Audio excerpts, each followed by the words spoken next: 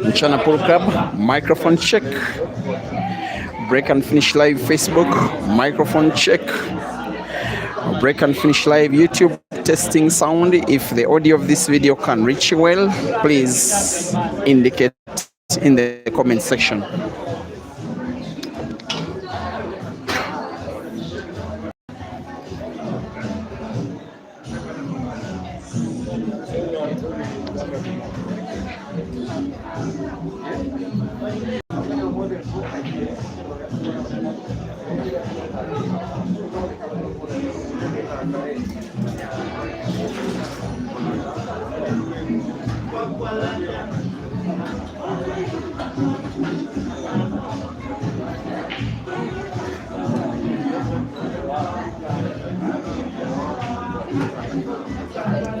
Now, on a very rainy Saturday evening, we are back at Mchana Pub and Grill, one of the most fondest places for the sport, not just in Kenya, but perhaps on the entire African continent. This venue is the annual host of the Grand Mchana Open that has gotten 2 editions, with the 3rd edition coming up at the end of this year. Today we are having a rematch of action that was played by the teams that are Team Mchana, the local team, and a select team of the Ugandan players. But for the fact that majority of the players respective in this match are members of their respective national teams, it is some kind of Kenya versus Uganda. The first match was played exactly 2 days ago today at the same venue. They were racing to 13 for $1,500. That match was won by the Ugandans by 13 frames to 9. This one is the second. It does have Team Mchana lead by 2 frames to 0. In the meantime, these are the lineups. Team Mchana has Evans Kiprotich, Kelvin Yegon, Jackson Kariuki, Henry Mwangi, and Patrick VP.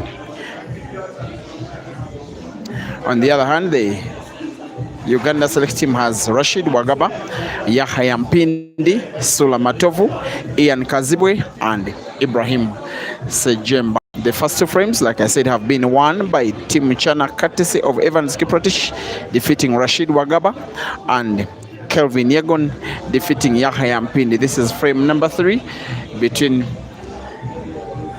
Kenya's Jackson Kariuki. He's Kenyan. This is Mchana. However, they are not official national team matches, but in some kind of way they are. It is Jackson Kariuki of Team Mchana taking on Sula Matovu of the Ugandan select team to present you this action, which is on 3 platforms. That is Mchana Pool Club YouTube, Break and Finish Live YouTube, as well as Break and Finish Live Facebook. My name is Simon Peter Chobe. 2 frames to 0. Team Mchana leading race to 13 for $1,000.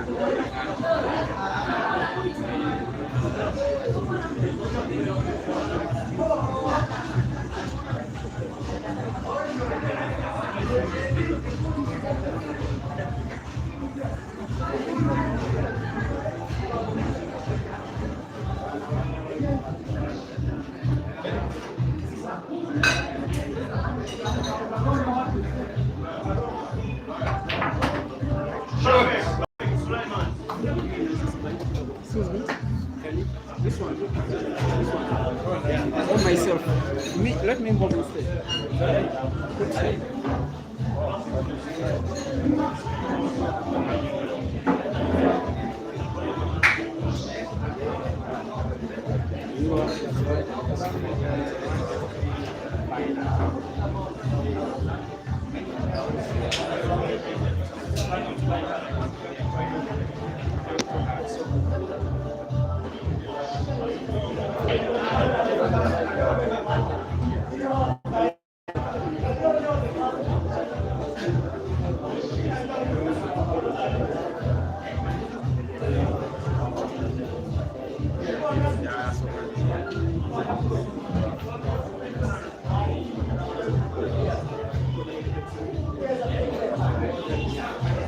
It is 2 frames to 0.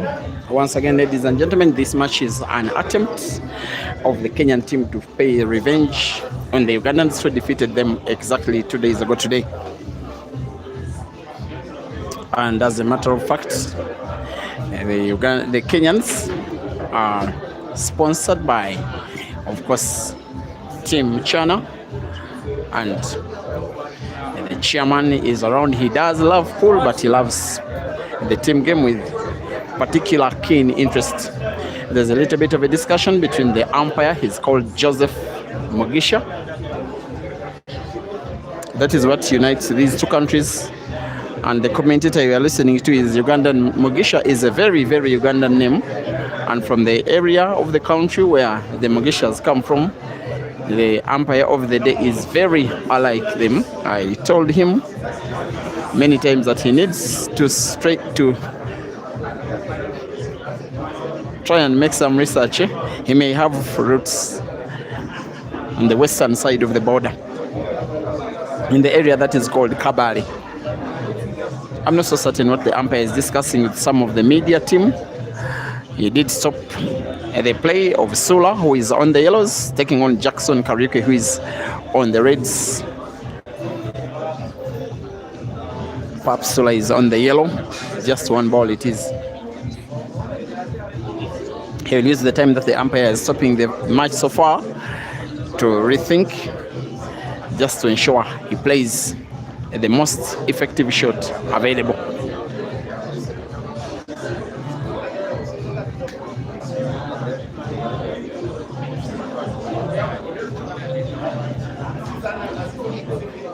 A Kenyan shoe business, they are called the Shoe Game. They are sponsoring the Ugandan team for the game, and you see they are donning the Shoe Game brand.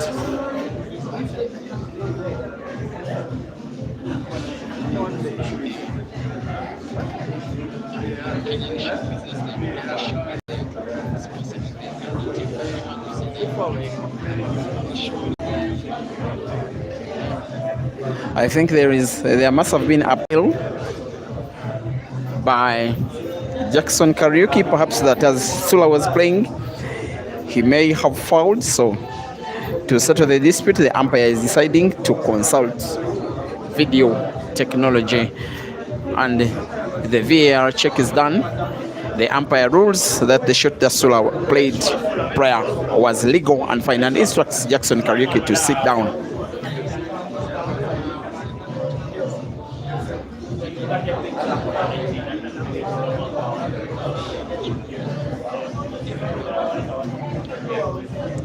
It is not easy finding cue ball for the black. Maybe pot the yellow with big spin on the cue ball, bounce it off two cushions, play into the red or the black itself. It's what he may try to do, but it's not a very easy skill. But he's a very experienced lad, this one. The cue ball should be played off two cushions into the black, maybe into the red, cross the black, off one cushion into the black. Very good shooting from Sula. Perhaps, without a shadow of a doubt, the best shot of the match. That is the experience of the Ugandan, who was national champion in 2016. Team Mchana 2 and the Uganda select team 1.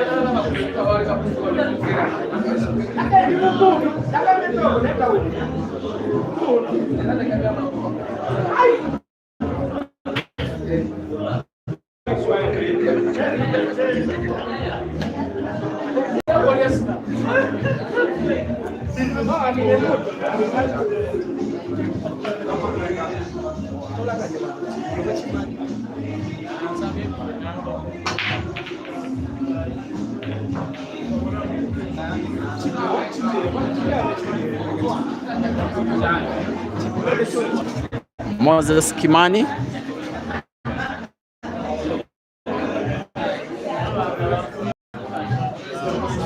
The Ugandans have one sub. After the game, it will be shared to you. Just that shot because it was that beautiful. And it could be a shot that could answer to the Kenyan team.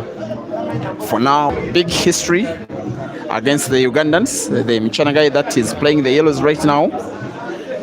He has traveled to Kampala in Uganda about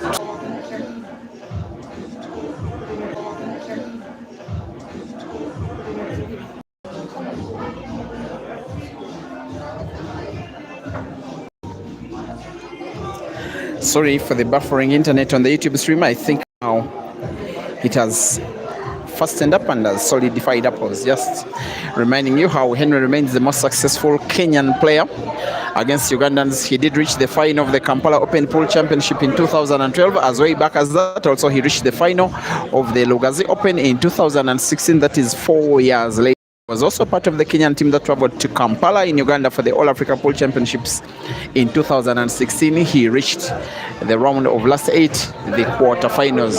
In 2012, he was numbered. On those 2 occasions, he lost out to respective Ugandans, that is Sula Matovu in 2012 in the Kampala Open and Simon Ndobolwa in 2016 in the Lugazi Open.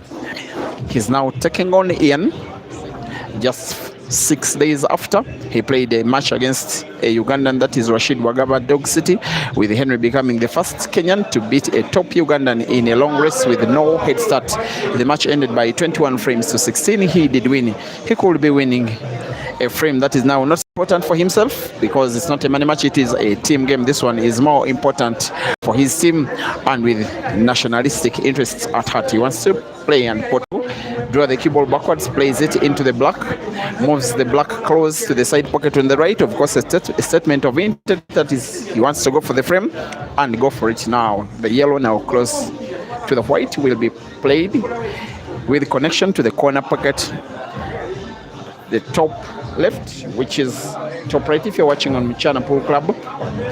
And I think the yellow close to the red is the ball that he will now play last. Roll the cue ball into the yellow packed at the corner pocket, bounce it off the cushion and then move it bottomwards, perhaps. There he comes. It looks okay. The only bit of a problem is that cue ball is so close to the cushion, but he's so experienced. The cue ball will pretty much be natural because it's played into red to remain where he can pot black with ease. As long as he's on target, and on target he is, and the rest is a formality. After the Kenyans dropping one frame, they recover it with immediate effect as Henry defeats Ian. It is Team Mchana 3 and the Uganda Select Team 1.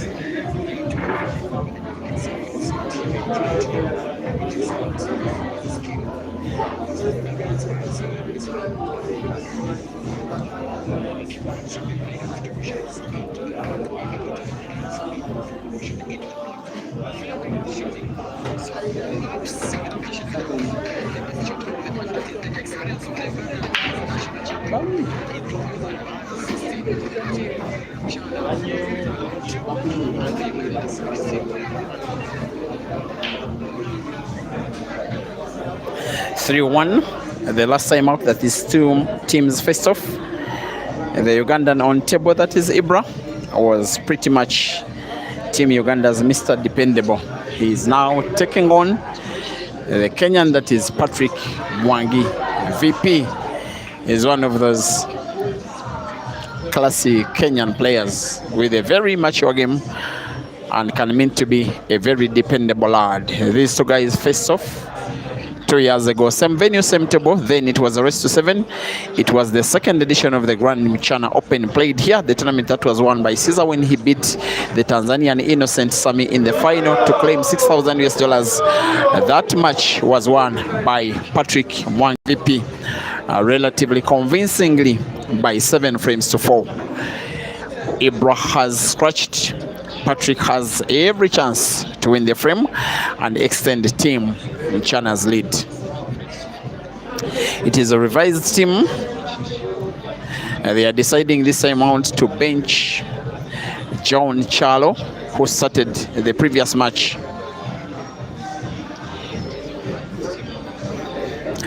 And replacing him with this guy, Patrick Mwangi, VP.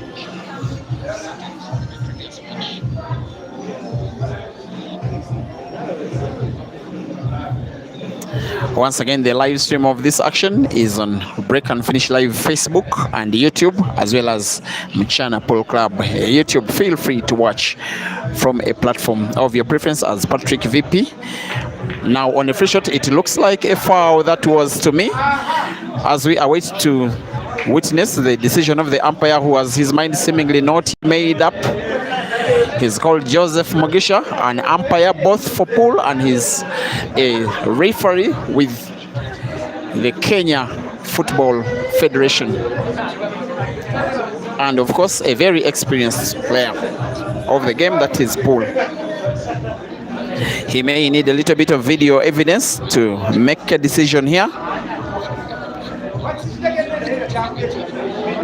From what I can witness of the way the shot was played, it does look like a foul.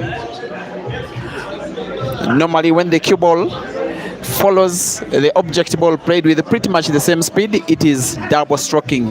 There is no way that is possible in real physics of the game, and the umpire rightly rules a foul, advantage to Ibra.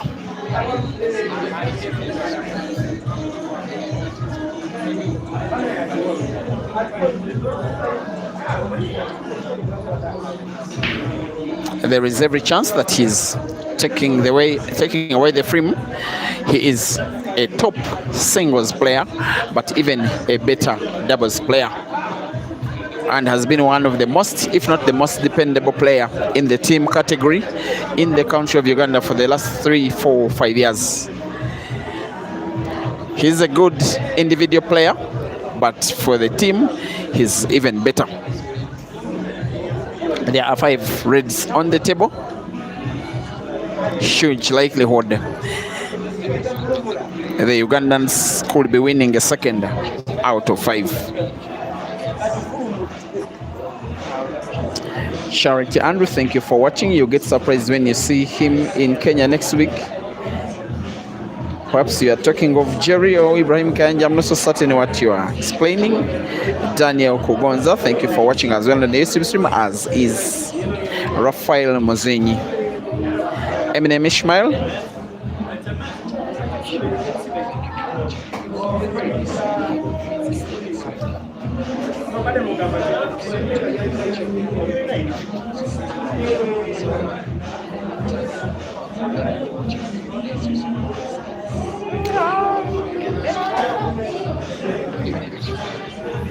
With Ibra, the pattern is him putting red to the center pocket first, then the last red on the table to the corner pocket at the corner, which is at the top left of the screen. It is as well the top right if you're watching on Mchana Pool Club, for him to record what will be a first for himself, but most importantly, a second for his team out of 5.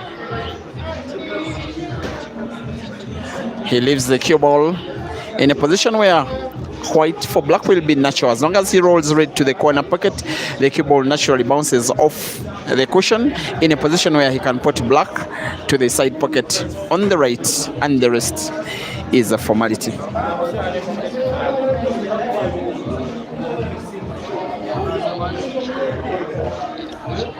Team Mchana 3 and the Uganda select side 2.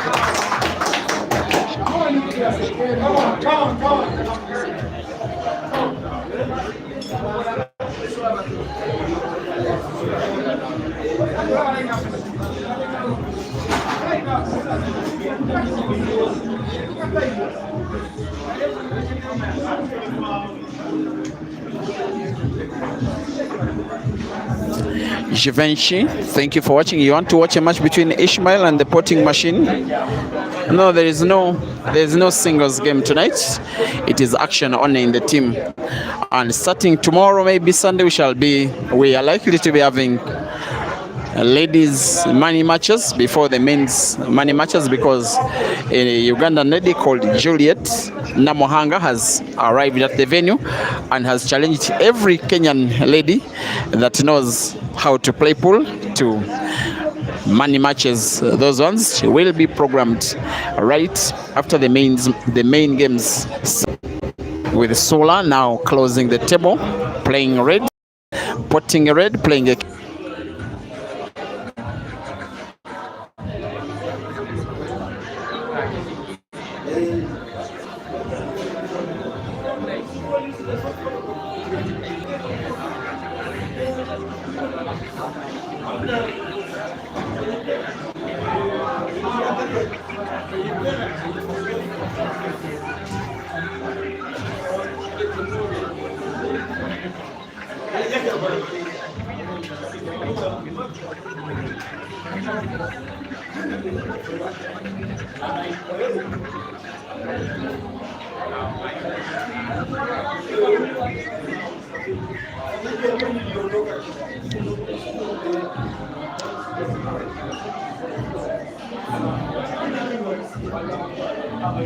In the meantime, watching on Break and Finish Live, there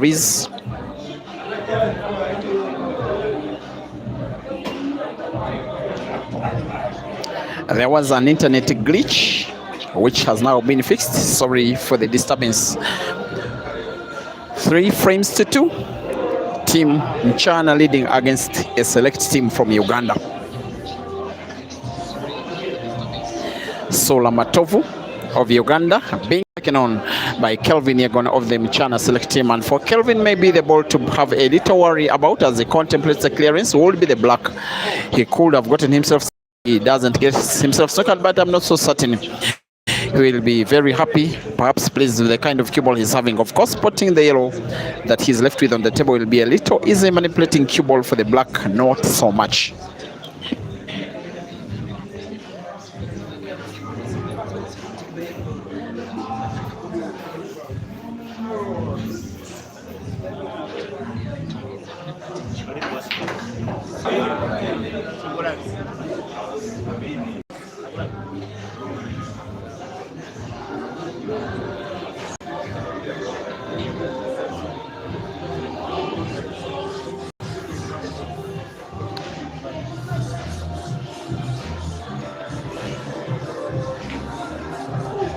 It was always so tight for him trying to put black. I just get a feeling that he lost his pattern with the kind of cue ball he granted to himself just before playing the penultimate yellow, given the position of the black.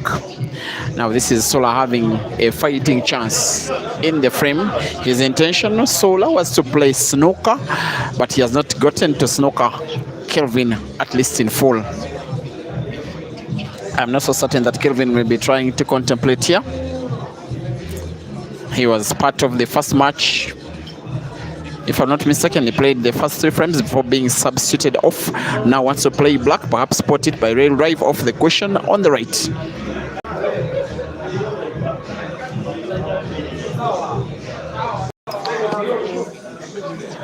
Kelvin doesn't find the black.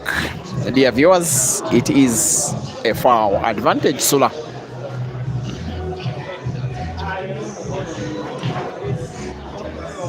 A very confident player would play the cue ball into the black plate open, but of course that will be very risky shooting. I am not so certain Sula will want to go for a clearance now. Maybe he may want to pot as many balls as possible and then leave Kelvin to have one more shot on the table. The table remains open, and Sula, while he has not been very active of late, he has been a very quality player. Besides recent performances, he's twice been ranked #1 by the Poll Association of Uganda and has once been Uganda's national champion. As for Kelvin, of course, has good quality, has very good cueing skills, has perhaps very good cue ball manipulation skills. It's just that in terms of experience, they cannot even be mentioned, these two players, in the same sentence, with Sula doing the unthinkable, having the black played in some kind of space. That means he's having one idea in mind: go for the clearance and go for it now. He will be very wary, a little maybe of the yellow, of the red that is rightwards of the 2. It is leftwards if you're watching on Mchana Pool Club, because it is close to the cushion, nonetheless portable.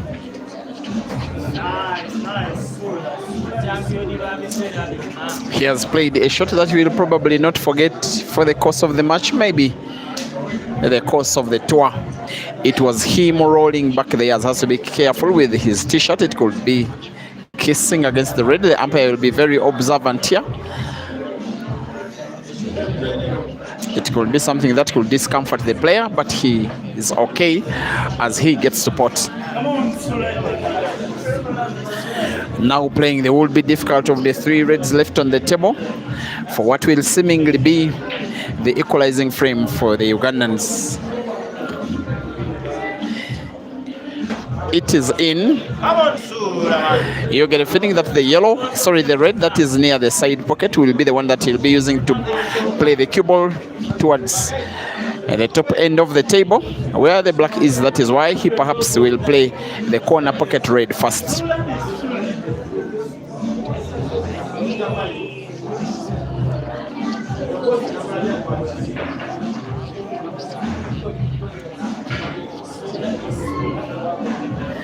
He chooses instead to play the red to the center pocket first.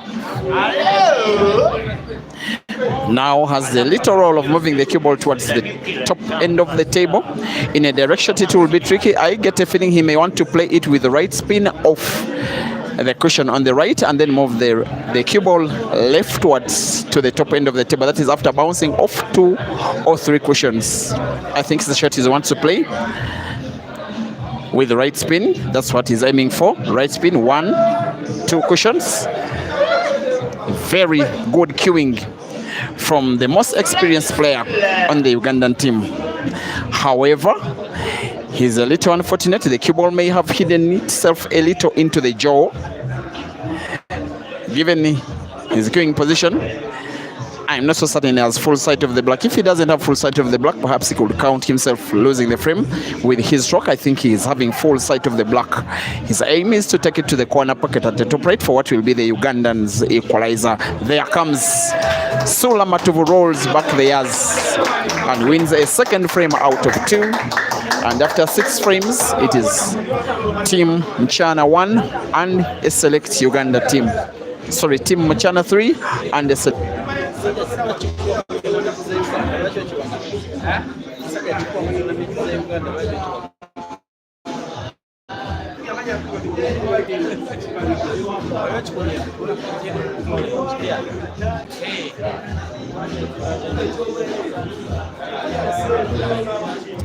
Frame number 7 between Kenya's Jackson Kariuki and Uganda's Ian Kazwe, who has been one of the sensations of this tour, most especially in reference to the 2 money matches in which he defeated Ishmael. He has also lost 2 against him. They stand at 2-all in terms of count of victories and losses for the Kenyan tour. But Ian won 1 in Dar es Salaam, so in count of head-to-head performances against Ishmael, he's still slightly in the lead.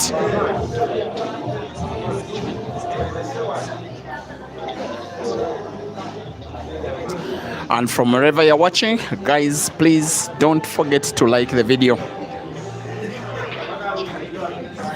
With Ian closing the table, the left-hander is playing yellows. At this point of the match yesterday, with 6 frames played, it were the Kenyans leading by 5 frames to 1. Today the match is starting a little more even than yesterday's, as Ian Potts plays the cue ball into a yellow that was pretty much so close to the cushion. Now moves it as close can be to the side pocket on the right.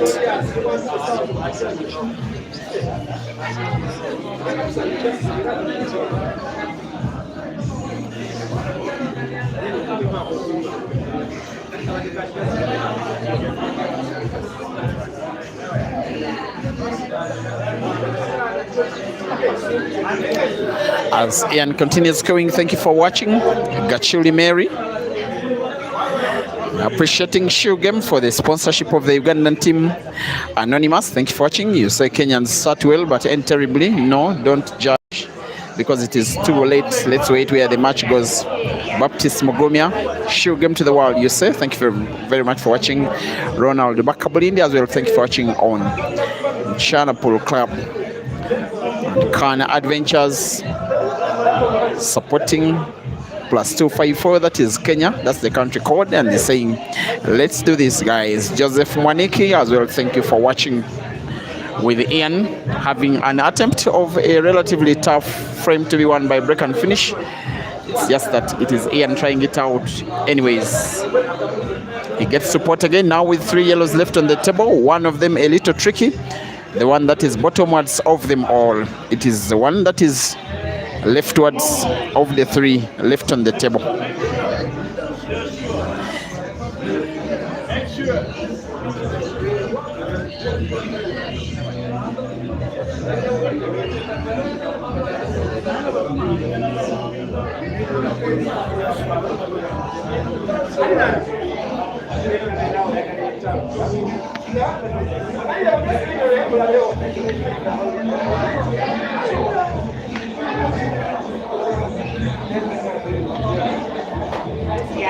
He has maintained the cue ball for the will be bad of the 2 yellows now.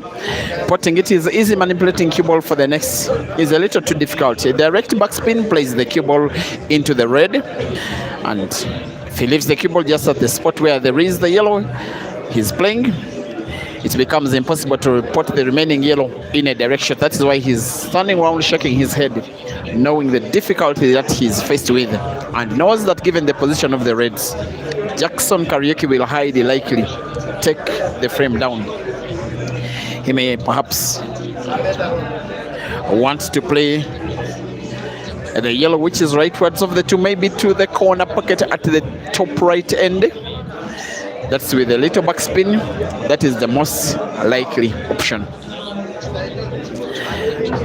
But he may seem to want something big, maybe play the cue ball, maybe off cushions around the yellow, maybe into the yellow itself, the second one. I am not so certain. Let's see what he's planning. This is very good manipulation of the cue ball. Even him being able, though the cue ball isn't that perfect, but where he's positioned it, it was so unlikely. He had to direct the cue ball very well in between both reds and yellows, and with him very good power balance in his lethal left hand. But that will count only if not only he puts the remaining yellow on the table, but also manipulates the cue ball well for the black to try and gain the lead for the Ugandans for the first time in the match. Yellow on target, not really. Mrefu as Jackson Kariuki almost jumped out of his chair. trying to utilize a chance that at one time he may never have seen coming.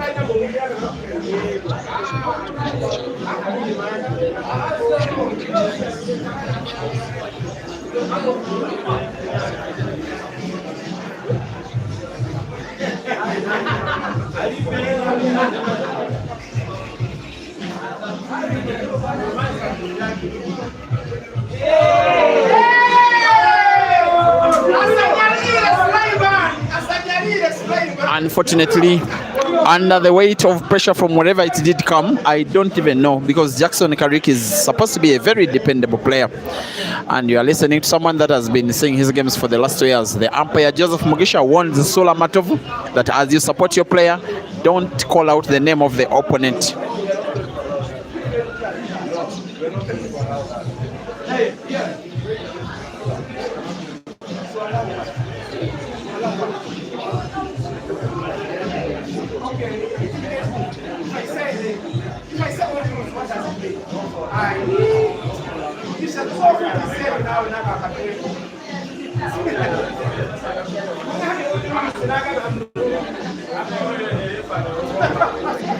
A discussion between umpire and Sula is done. Ian will be playing black in space for a free shot.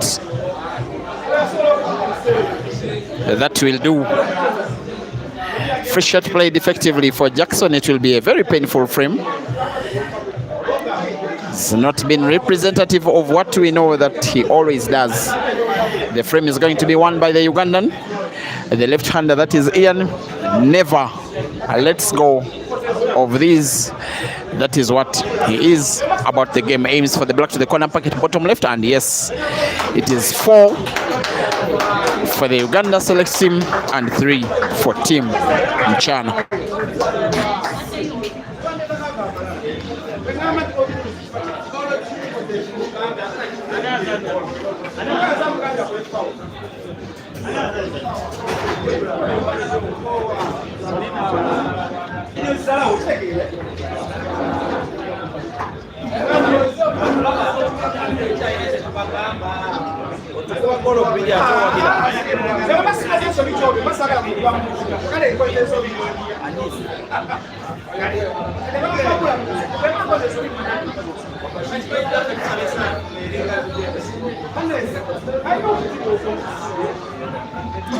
After the next 3 frames, there is expectation that we could be having timeout, but let's watch this classic between Kenya's Henry Mwangi of Mchana and Uganda's Ibra Sejemba of the select team from Kampala. As Henry gets to break, a breaking illegal, getting to make 1 red ball on the break with an open table. Now this situation is tricky.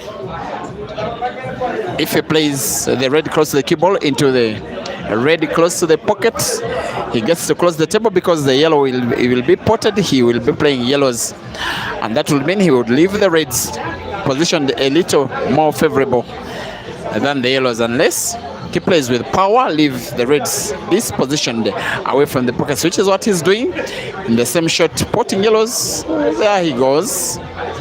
Maybe it is understandable. He left the reds packed at the corner pocket, but he knows that he's going for one, and plus played the cue ball well enough because the 2 yellows at the right end are positioned tricky. He gets to pot 1 cue ball sufficient for him to pot another with some cut to the corner pocket at the top left.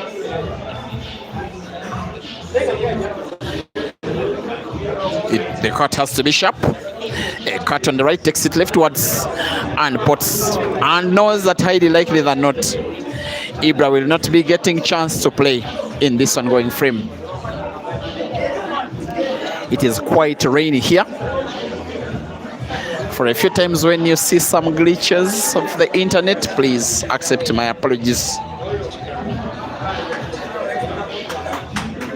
Now we'll be putting the yellow close the cue ball with a little backspin. Cue ball span rightwards, that is off the right cushion, and then moving bottomwards where the 2 yellows are. He wants to put them perhaps to respective center pockets, left and right. And I think the cue ball is okay because the yellow he's looking at, as he puts it to the center pocket, the cue ball is natural for the second yellow to the corresponding center pocket. He's Mr. Dependable always. He's a guy that has been ranked among the top 8 of the All Africa Pool Champion Associations before.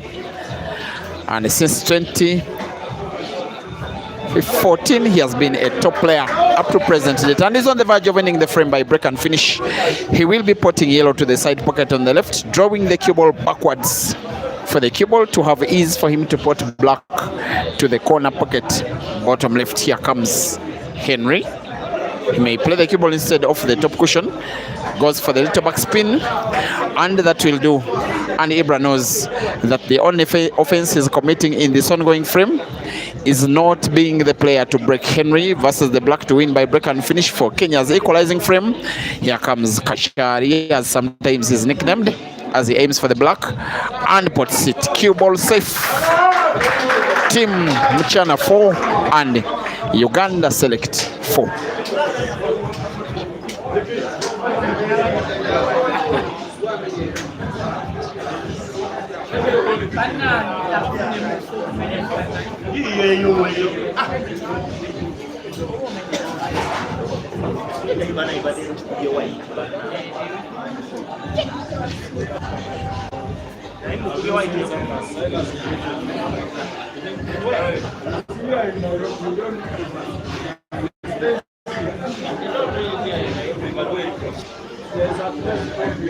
Are you going to Uganda?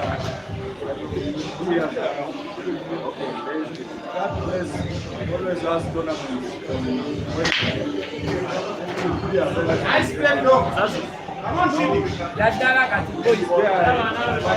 Come on, doggy style, master. Come on, dog style. Come on, doggy style, master.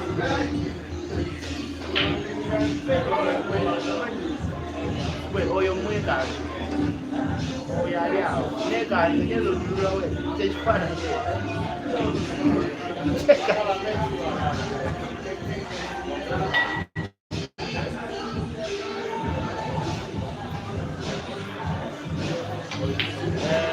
I don't get star master. They don't see. Don't be see. Don't.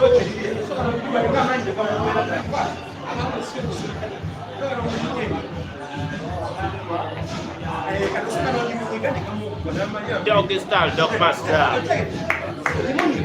Dog wants to meet you.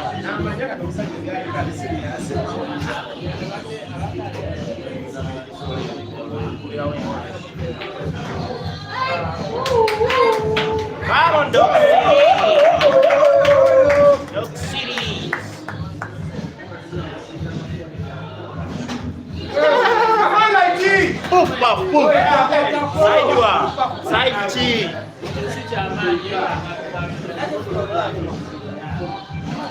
Doses.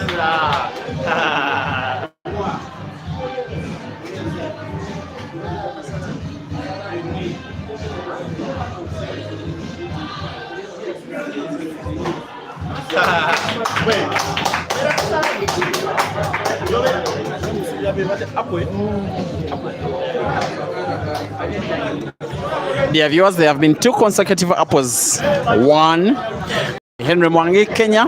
Another by Rashid Wagaba, Uganda. It is Mchana 4 and Uganda Select 5. Coming up is going to be a frame between Evans Kiprotich of Mchana Select to take on Yahya Mpindi of Uganda Select.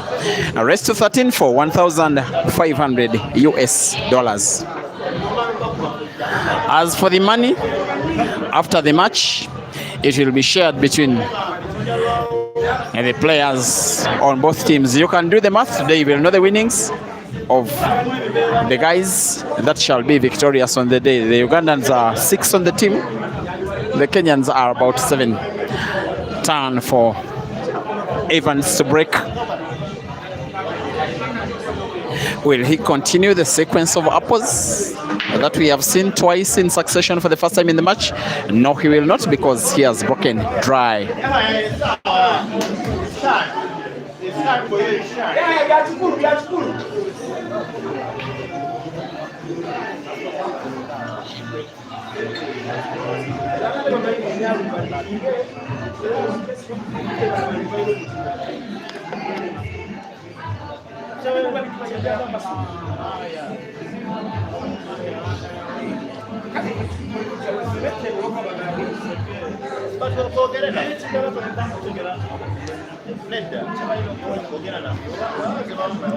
The table is open, dear viewers.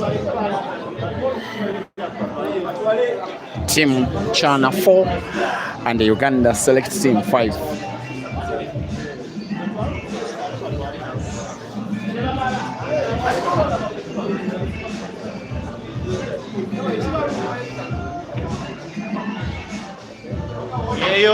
After failing to close the table, it does remain open. These two players, about 3 days ago, faced off in a money match.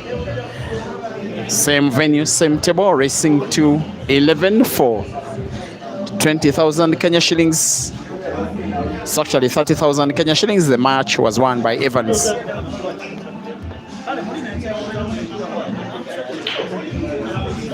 The other similarity is that they are the youngest players for their respective teams. But of course, Yahya is way younger than Evans, who is as well a young man in his early 20s. Yahya says he's 17. He does look even younger than that. The table remains open with 2 misses from both players.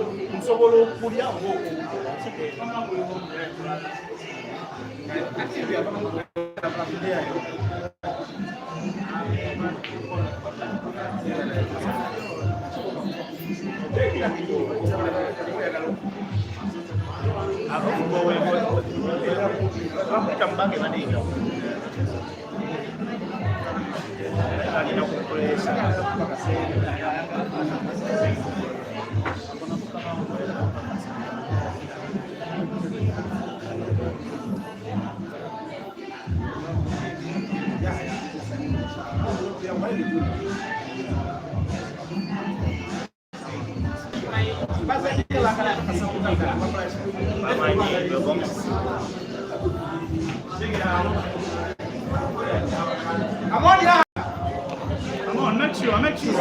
It's okay. Make sure, boy. Yeah, can sing.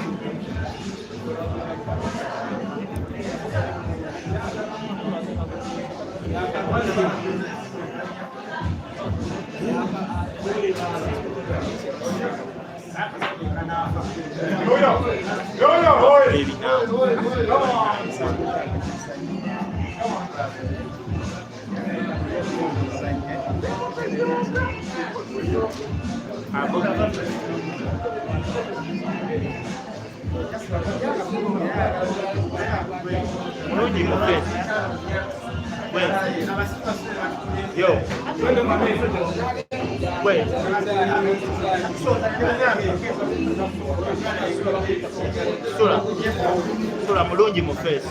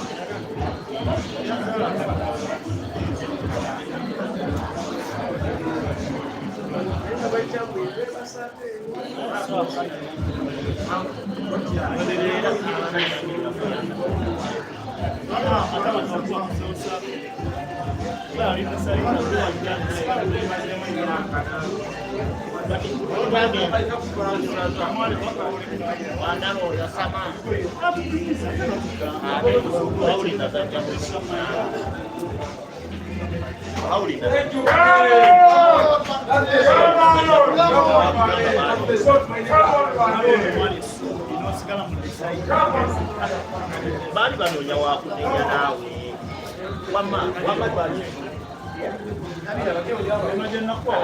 bakwege yali hawulika biyali mwesa netuzanya twali twagala bulira twalina golo 10 golo 12 ku mwenda nga twagala kadinga ono ali ku mmeza twali tuzanyise meza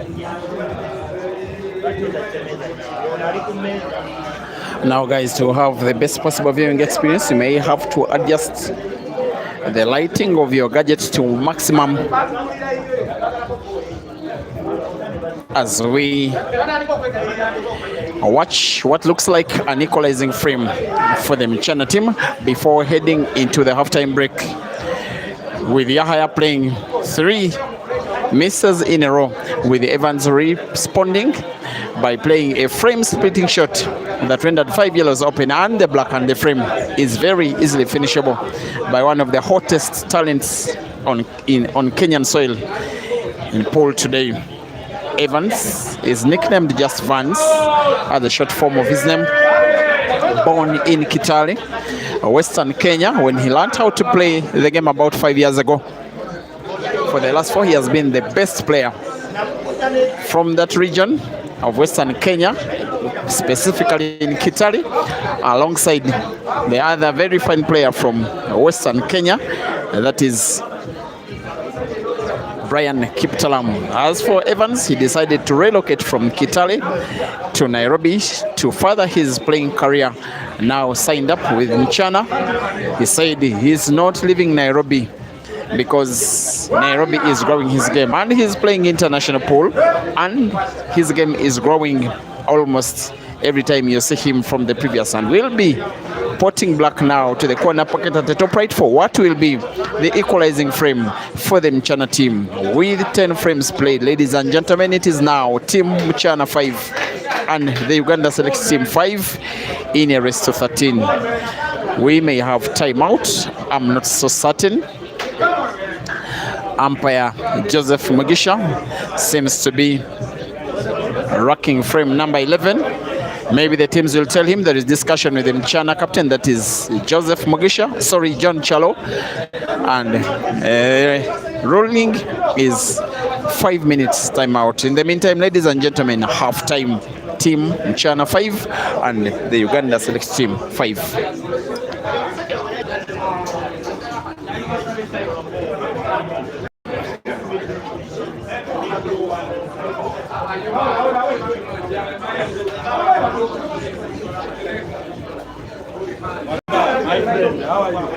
Oh, today we are supporting us.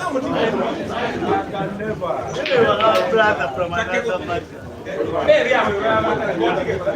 We are brothers when we meet somewhere, but here.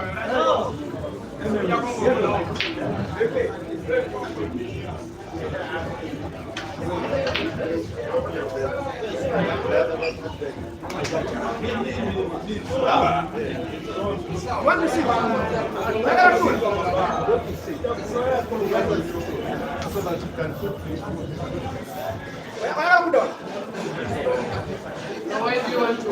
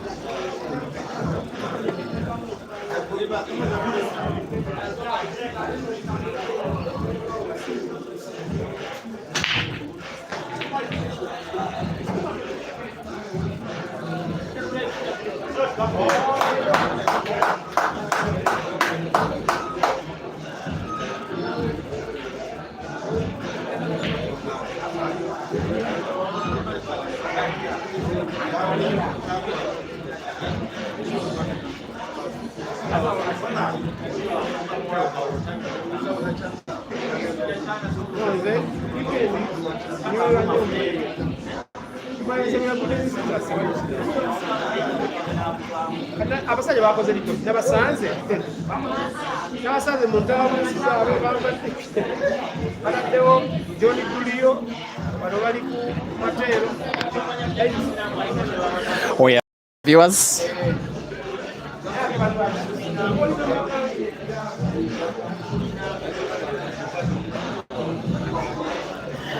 to watch, witness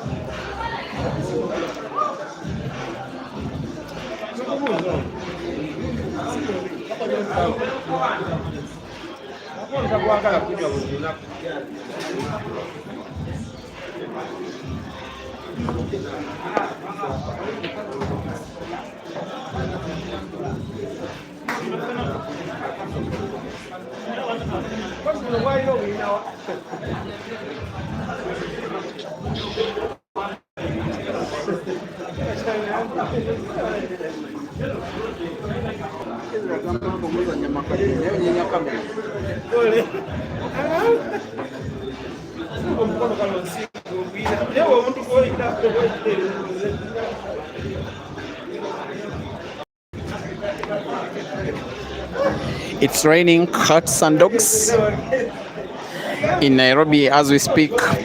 So if you see some glitches of the internet in the stream, kindly accept our apologies. But what I know is Ibra will not be asking for any apologies if he will frame by break and finish, because the last frame that he played against Henry Mwangi, which I think was frame number 8, he lost to Henry and lost to him by break and finish. However, he still has work to do, most especially given the position of the yellow that is close to the corner pocket, bottom right, which is as well bottom left, depending on the platform from which you're watching.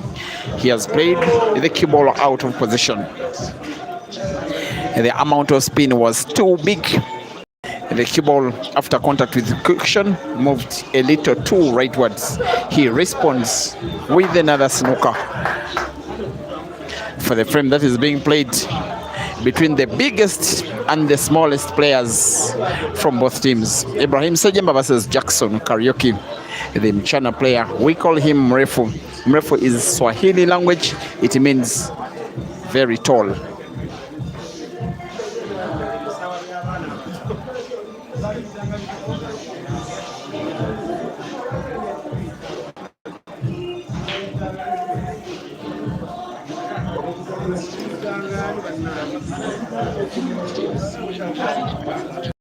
Five. We are now racing to 8 to determine the winner of bragging rights and perhaps $1,000, which is at stake for the victory of this match. In action that is being watched at the venue by chairman. He loves pool a lot, but he's very keen on team pool. He's the brain behind the Mchana project, which is one of the biggest projects in pool in the entire African continent, with 3 teams at the venue. That is the Mchana Knights, the Mchana Gladiators, and the Mchana Marans. All of them, he normally moves them in and out of the country for local, regional, and international events. Of course, some of the Mchana players are now in China with courtesy, that is Colin Stowey, then Fahad Osman, and David Mudi. With Mrefu having the reds, with Ibra on the yellows. Goes for the bank, perhaps to occupy the corner pocket where Ibra has his yellow, and does so well.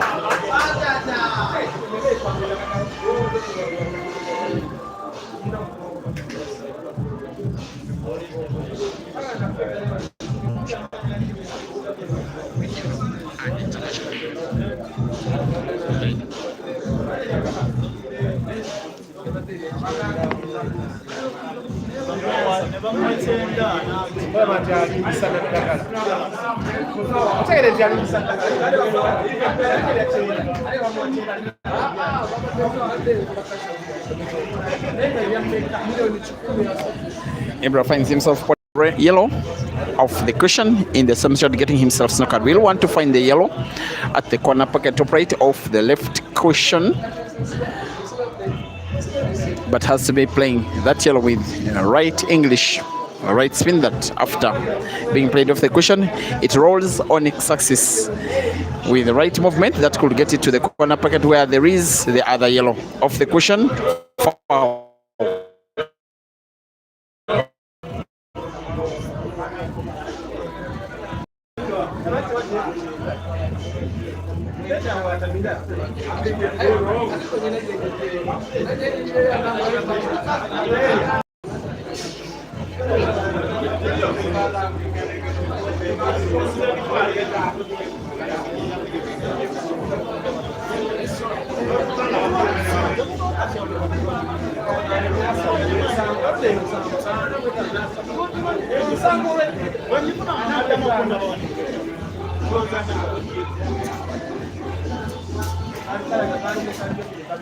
And there is every chance for Jackson Kariuki to take this frame away. It will be the first of the match, but most importantly for him, he will be leading for his team. That has not been the case in the match for a long while. The last time that they were leading was when scores were at 3 frames to 2. Since then, they've been either trailing or drawing.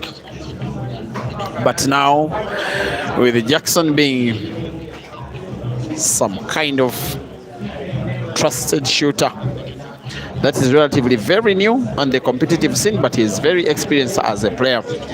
He's been one of those guys that were known hustlers around Nairobi, discovered by Mchana, recruited into the group, and now a top competitive player.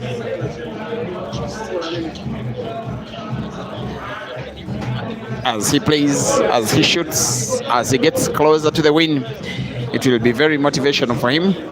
Most importantly, very motivational for the entire team. Needing now to put 3 reds and then the black. Highly likely he will, and perhaps the 2 reds remaining on the table he will want to play and put them to the corner pocket bottom right, and the black is there for the taking. Playing one of them, having the cushion bounce a little off the right cushion, and then in space enough to put even the second red to the same corner pocket. Just like that. You get the feeling he may put red. Of course he will. Maybe guide the cue ball to put red and black to the same corner pocket. Maybe play with very little power, then put black to the corresponding corner pocket. That is bottom left. However, very tempting for him to try and put both to the same corner pocket. In my opinion, it is the safer option because cue ball is a little more natural. He does the other and does even better. Jackson Karaoke, Mr. Mrefu, is winning his first frame of the match, but significantly the 6th for team Mchana. Mchana 6 and Uganda select 5.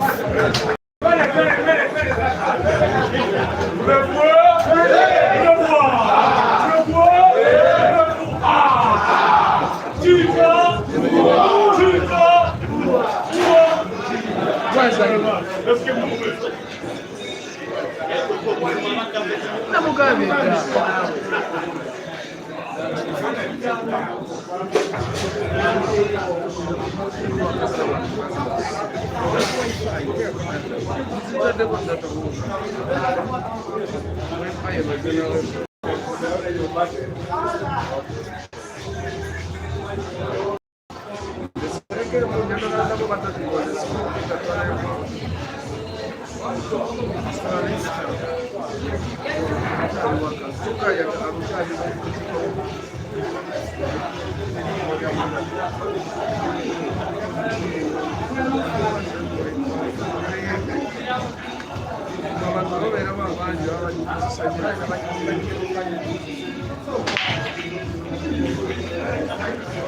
Frame number 12 is being played between Kenya's Henry Mwangi against Uganda's Rashid Wagaba.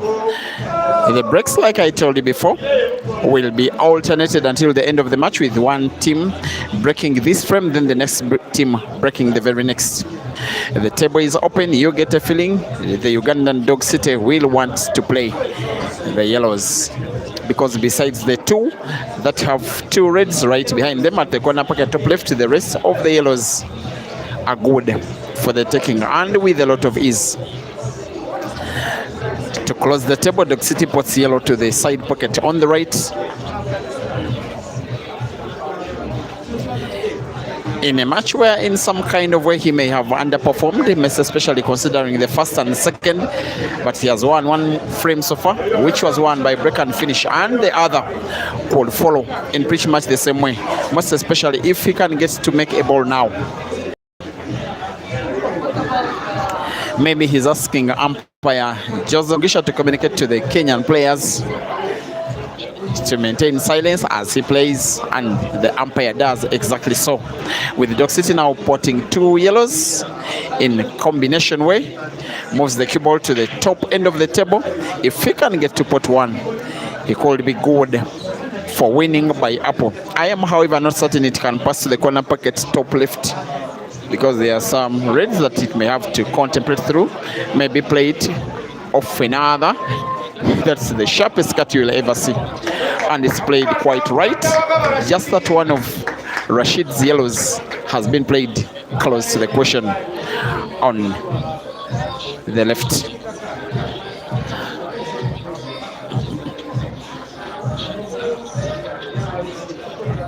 For a chase of recovery. His intention is to bank the yellow to the side pocket on the right, draw the cue ball backwards, with yellow having to be banked right and balance power enough to position the cue ball in between reds to have last sight of the yellow. And in full, it's not an easy shot. First of all, bank and then balance the power with perfect backspin, both power and direction, and having the bank right. And Dog City gets the shot completely wrong. Advantage, Henry.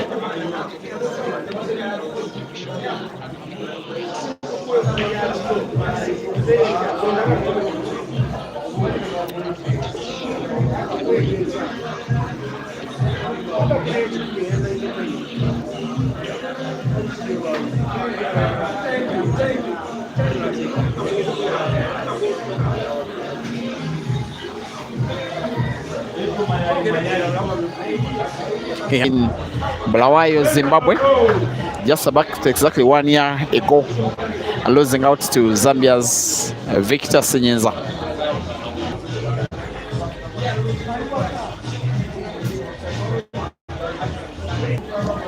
Here he comes. May want to use the space between here.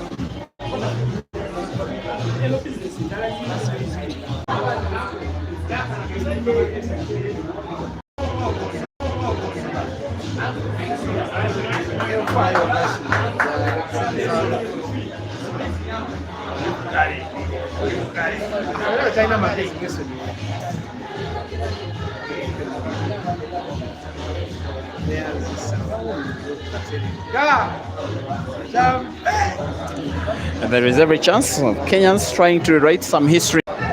It has been so many years of Kenyan teams not getting the better of Ugandan teams in any competition, be it men or women. Henry almost got it completely wrong. Of course, his intention was to play with top spin with right motion in the cue ball, play it off two cushions to put red to the side pocket on the left. He almost scratched. Now the red is portable, manipulation of the cue ball, not so much, he simply has to pot and then not get himself snookered. He misses and misses bigly.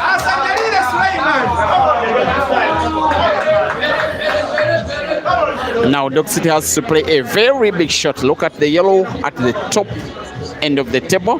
He will want to draw the cue ball backwards the whole distance of the table. The realistic chance for him to put the second yellow close to black is to the side pocket on the left. That's why the cue ball has to... Perhaps he was even faster than myself. That yellow close to black is passable to the corner pocket bottom right and has played the cue ball to pinpoint accuracy. Even though he may have wanted to place the cue ball by plain hand, he would perhaps have placed it at the same exact spot. Cue ball with backspin off the left cushion, as long as he's on target will be okay. Off cushion, backspin.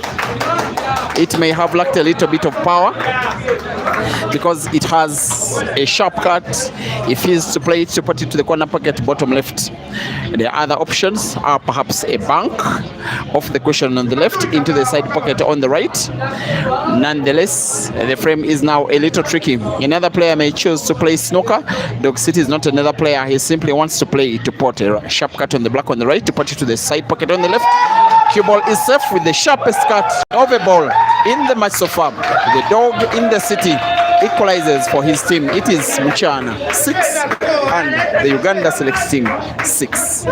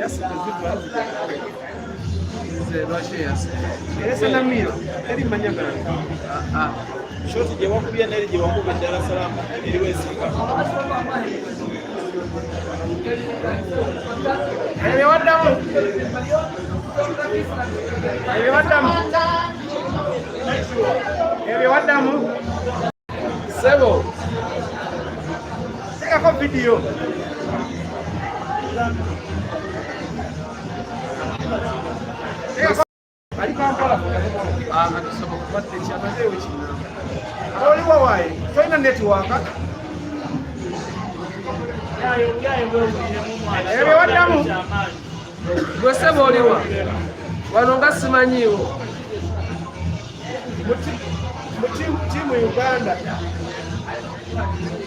That's why I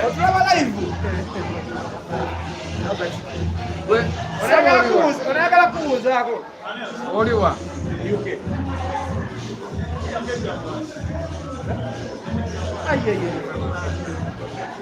Oliwa sebo. Mbadde manyi oliwa sister. Awali yakomawo. Oliwa sister.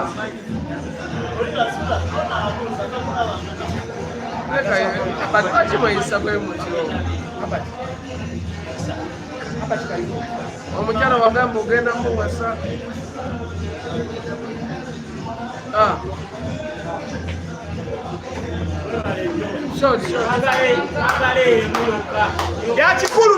Byakikulu. Omukazi wagamba ogenda muwasa kati newalire kambala tamanya.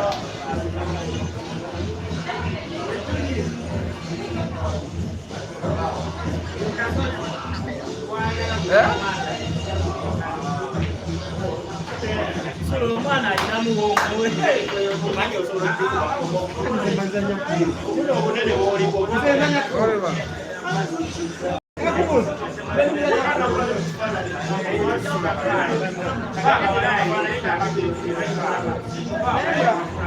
wagenze ne Jose.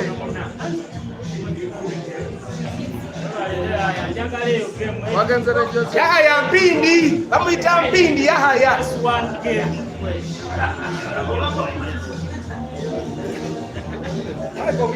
Nana wanali Mungereza. Waseeyo dda. Waddayo dda. Short.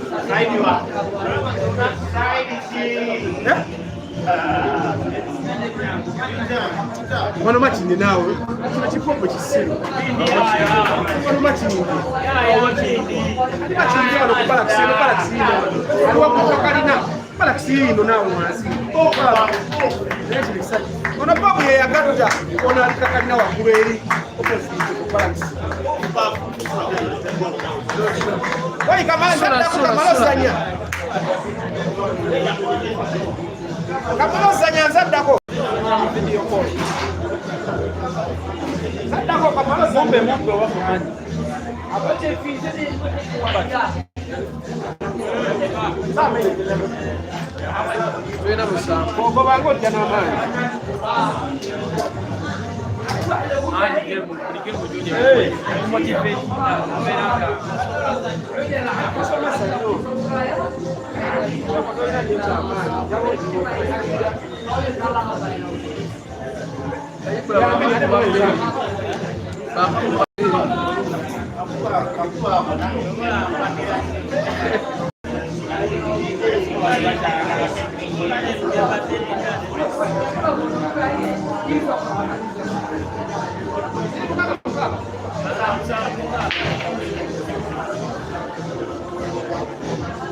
Sura, make sure.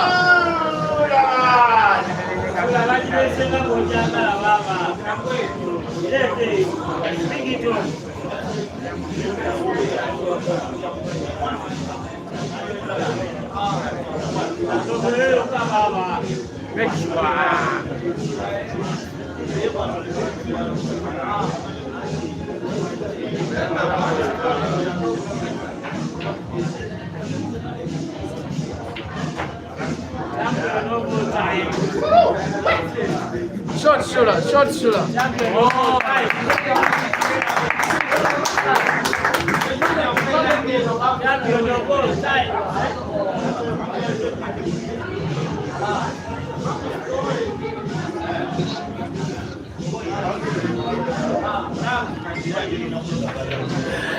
Dear viewers, just in case you may only now have joined the stream, it is a team game, a money match it is, racing to 13 for 1,500 US dollars. The team that are called Team Mchana, the local team, because we are playing at Mchana Pub and Grill, one of the fondest pool venues on the entire African continent, and you are seeing a match being played on a table that is being placed, said to be the very best pool table on the African continent. They are taking on a select team of Ugandans that are into Kenya to have a tour, have money matches and tournaments against all of Kenya's winning players and any others, and most especially Ishmael. The current score is 7 frames to 6, once again with the Ugandans leading against the Kenyans, with frame number 14 happening between Uganda's experienced veteran player Sula Matovu taking on Kenya's Evans Kiprotich. As for the Mchana team, this will be an attempt for them to equalize. For the Ugandans, it will be an attempt for them to take a 2-frame lead for the very first time in the match. The most experienced of them all, a Ugandan but resident, living and working in Nairobi, and he plays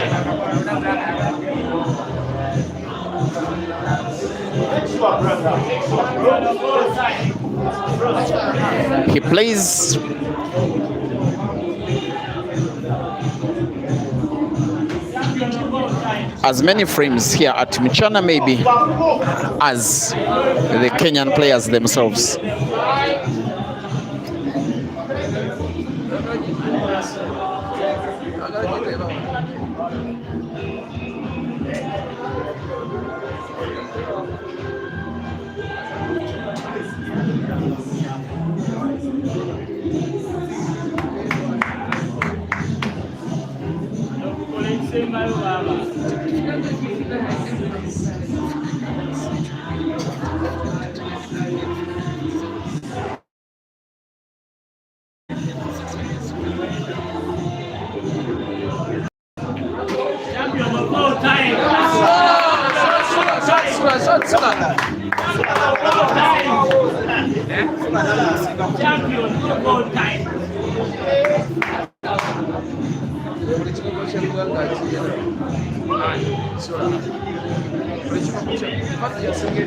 Whatever Sula Matu has been doing, most especially in today's match, has been vindicating him as Uganda's Mr. Formidable, Mr. Experience.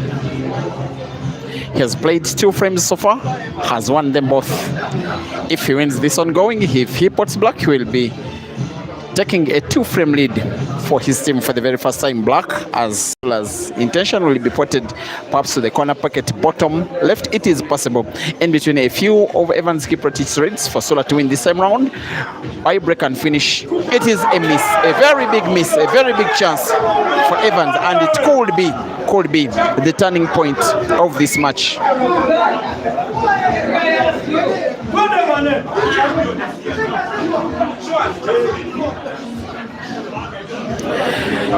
The chance is as big can be for Evans to win a frame. That, other than being a 2-frame lead for the Ugandans, will be an equalizing frame for the Kenyans. The youngest on the Kenyan team versus the eldest on the Ugandan team, taking each other on, with the mistake of the match coming from the experienced lad instead, with Evans now having 6 raids on the table, all of them positioned so well, and is so good for me not to believe that he could leave these raids and the black hanging on the table after his current visit.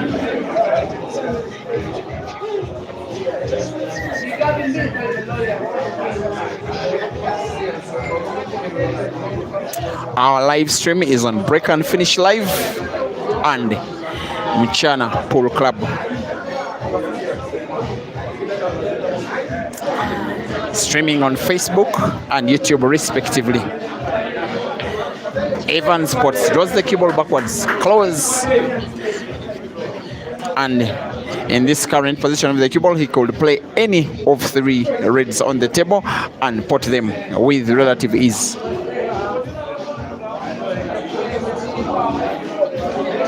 As Sola waits and hopes that Evans' attempted clearance will get something wrong, he will be knowing that the miss of the black, as for Sola, is more than worth being punished, and pretty sure Evans will.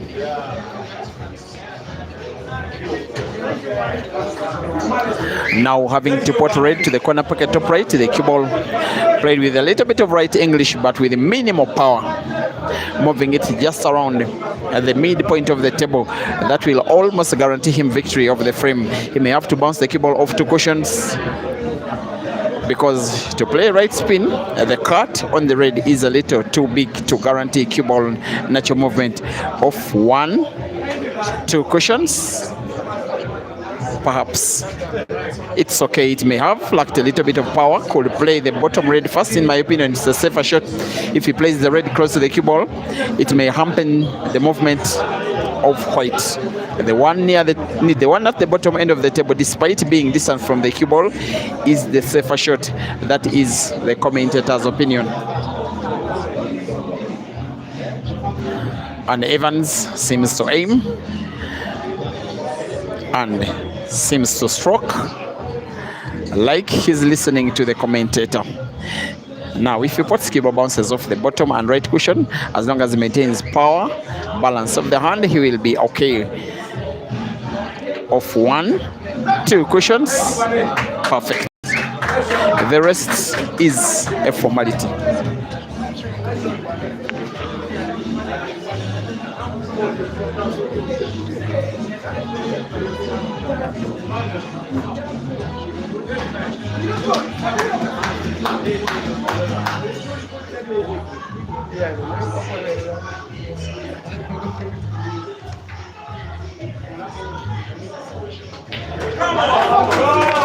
Team Mchana 6, Team Mchana 7 and the Uganda Select Team 7. Race to 13, now race to 5.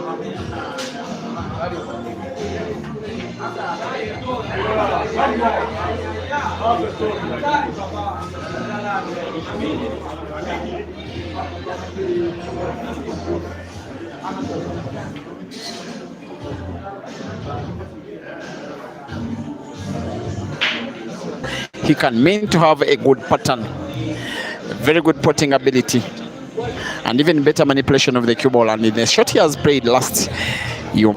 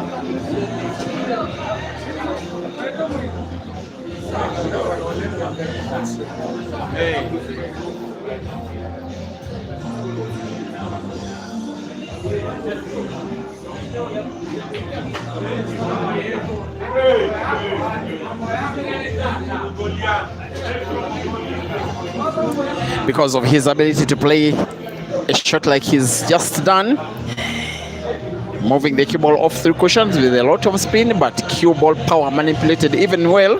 That is why he's gotten himself the name, the calculator. Red he's looking at is portable to the side pocket right, direct or off the yellow in what looks like another frame that is being won by break and finish in the same match that has witnessed so far about 4 uppers. This one could be a fifth with Kevin Yagon now having to play perhaps the red to the side pocket on the left.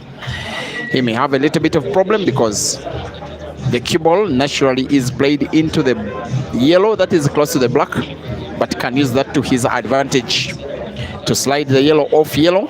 To slide the cue ball off the yellow. He's instead nominating to play the top red first. That is a suspect decision because the natural movement of the cue ball is either into the yellow that is close to the red or off the top cushion, and there is another yellow at the right which could affect its movement. Even then, even when it avoids any of the yellows, he may find it difficult to find the red close to the side pocket on the left.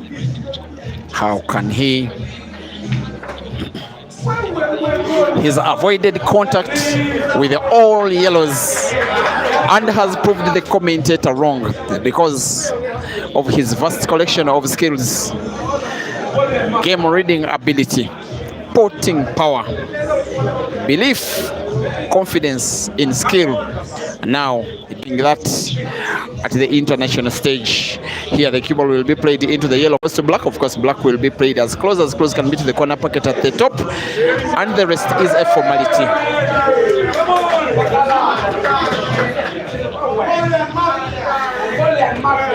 Team Mchana lead by 8 frames to 7. Ian congratulates Kelvin in one of the best finished frames of the match. Once again, Mchana 8 and Uganda select 7, rest to 13.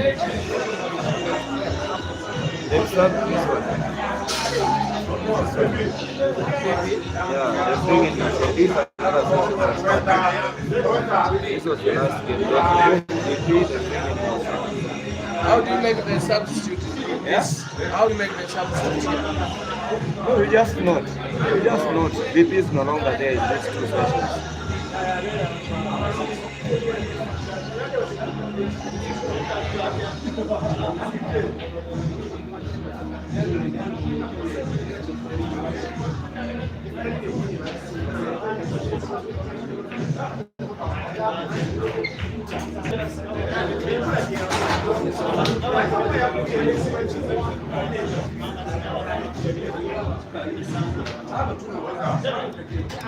And the next frame shall be played between Kenya's Henry Mwangi and Uganda's Yahaya Mpindi.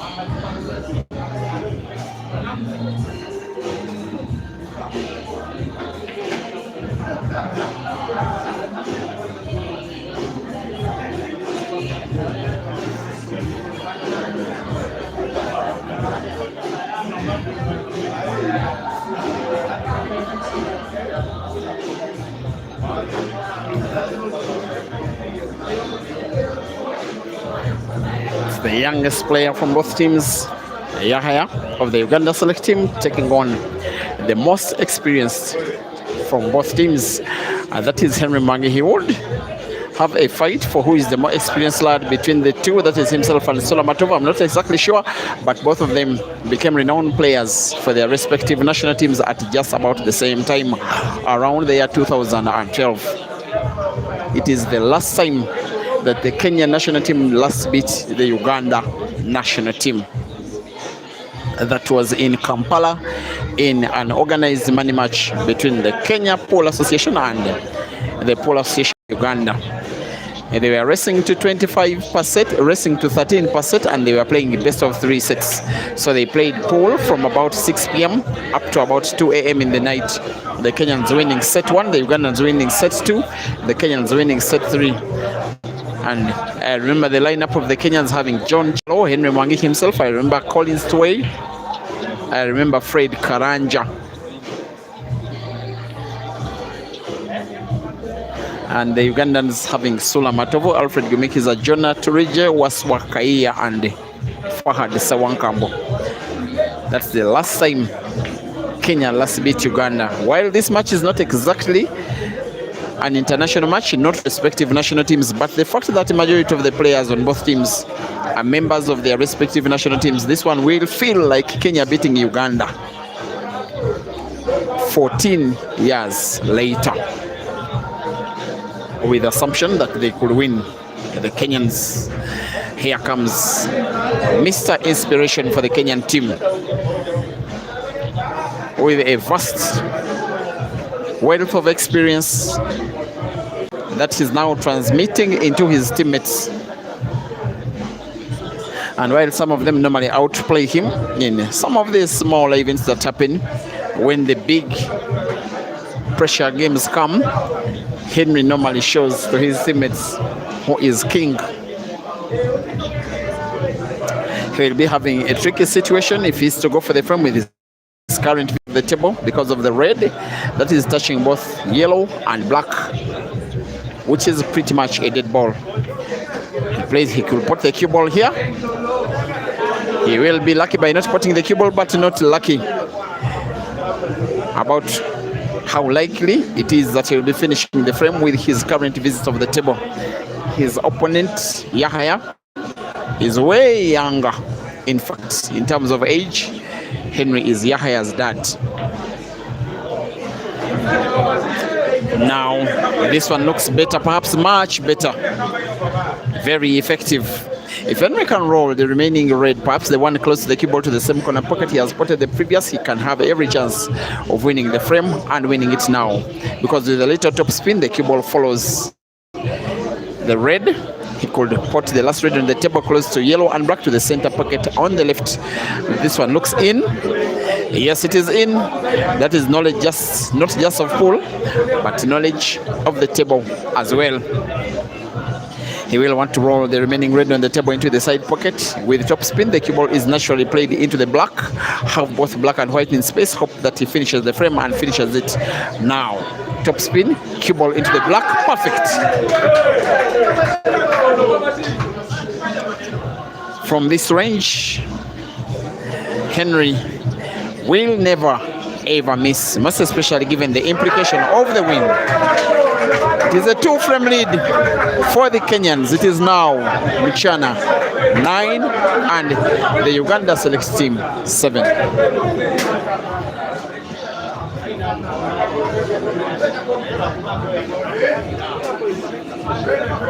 So you know it's a game.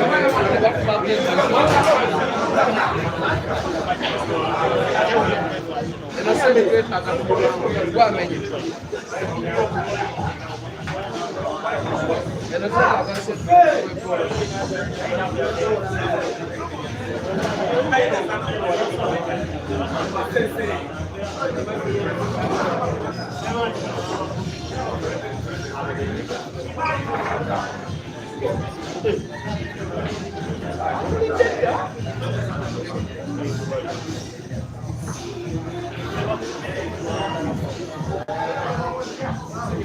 yeah,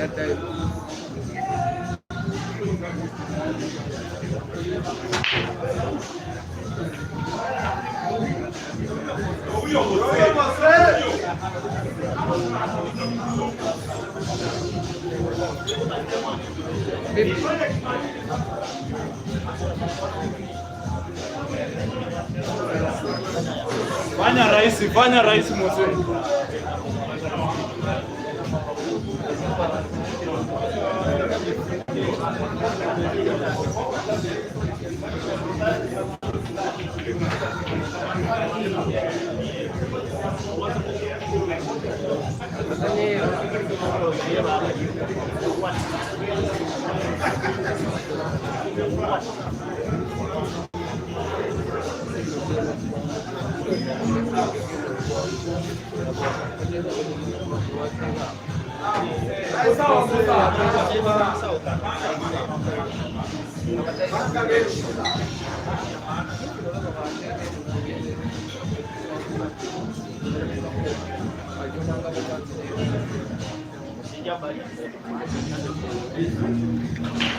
Now the ongoing frame, which is the 17th, is being played between Uganda's Sula Matovo and Mchana's Moses Kimani, who is coming in as a substitute.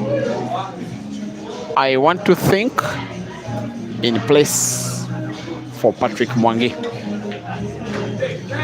Yesterday he came on as a substitute. Moses played 2 frames, won 1, lost the other. It was a losing effort for the team.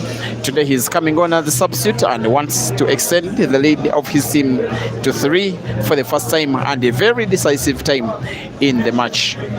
Surely now the Kenyans are turning themselves into the favorites for the victory, which will be a moment of pride to be Kenyan, most especially a fan of Paul. Moses has played himself into this position of the cue ball. He has only one sight of one of the reds, and the only choice perhaps is to the corner pocket at the bottom left, perhaps bottom right, sorry, top right of the table. And he has to apply a very high bridge, which even affects his ability to pot.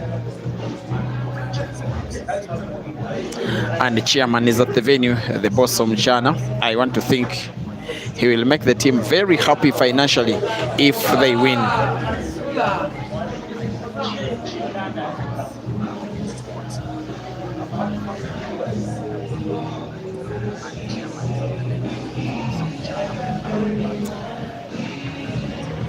Sula reacts by potting. Given the white he's having in relation to the yellow he's playing, he may play the cue ball into the yellow close to the cushion near the center pocket on the right,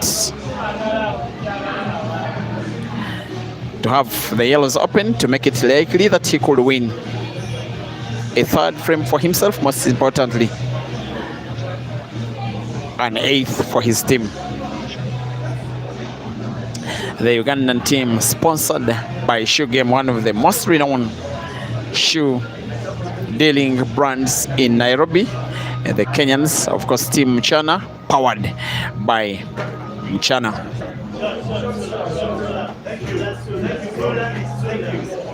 It's coming closer, Sula. He's wearing a much more serious face than he did yesterday. He wants to pay for the big miss, where he had the chance of taking a 2-frame lead for the Ugandans, where he missed black badly, with Evans Kiprotich, the Kenyan, taking the frame away. Sula now returns to the table, the most experienced of them Ugandans, with his team trailing with a difference of 2, and a very deserved win for the Kenyans. As a miss it is by Sula, a chance it is for Kimani. Call it a chance, call it half a chance. The frame in some kind of way is winnable. He needs to pot to the corner pocket at the top left, bounce the cue ball off the cushion, maybe play the cue ball into the yellow as he pots the red, combine cue ball into the yellow and pot the yellow. As long as he will pot, the shot will be legal. He pots, as said the commentator, in perfect combination shooting, and it could be very effective shooting from Kimani. He is a member of the Kenyan Gladiators team, which is like the B team, with the Knights being the A team and the Morans being the C team. And those teams have now been amalgamated into one. Of course, missing 3 players from the Knights team, that is Fahad Osman, Collins and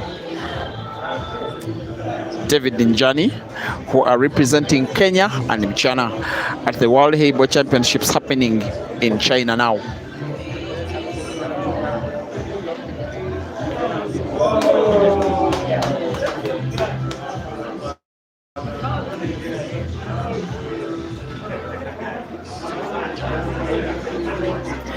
He's going for a sharp cut of the red, maybe going for the bank. Tricky looking position. He is going for the bank to the corner pocket. He's only going a little defensive. I doubt it is defensive enough. Of course, it's not easy for Sula to go for the frame, but with all of the vast knowledge and experience in competition for all of theirs, 15 of them they are, he will know the shot where he will play a yellow in space and leave the cue ball too thin for Kimani to pot.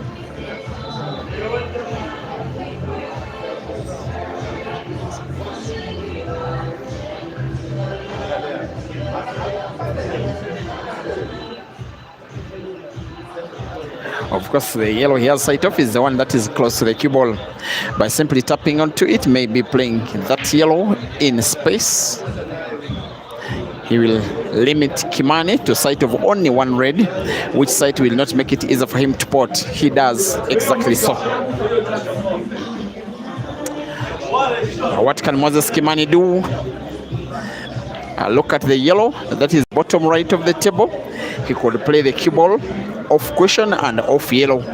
It does go into the corner pocket bottom right, or leave it back at the same corner pocket. Hopefully he reads the game enough to observe that shot.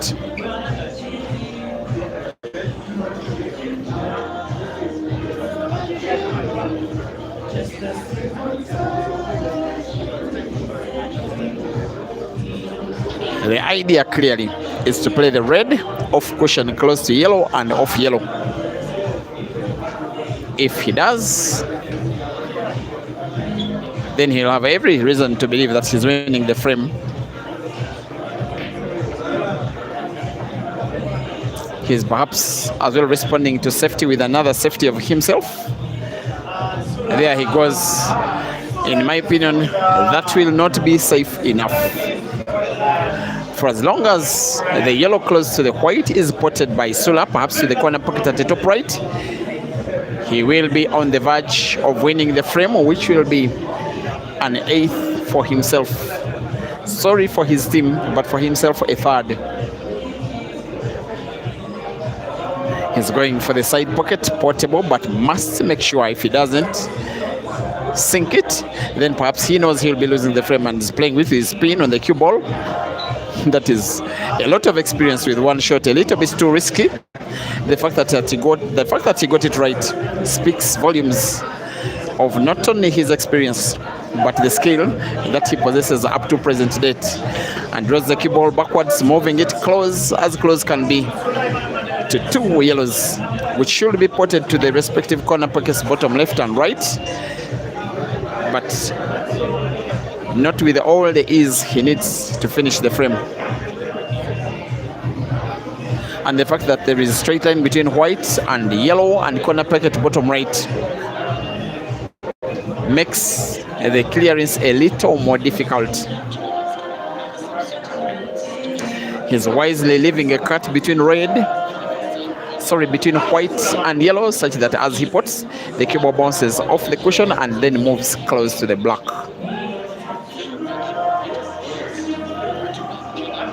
He has to be on target, has to use minimal power, has to leave the cue ball as close can be to the black. If that happens, it will perhaps be a crucial frame. He will have one for his team to try and mount a comeback to stop the Kenyans from defeating the Ugandans for the first time in 14 years.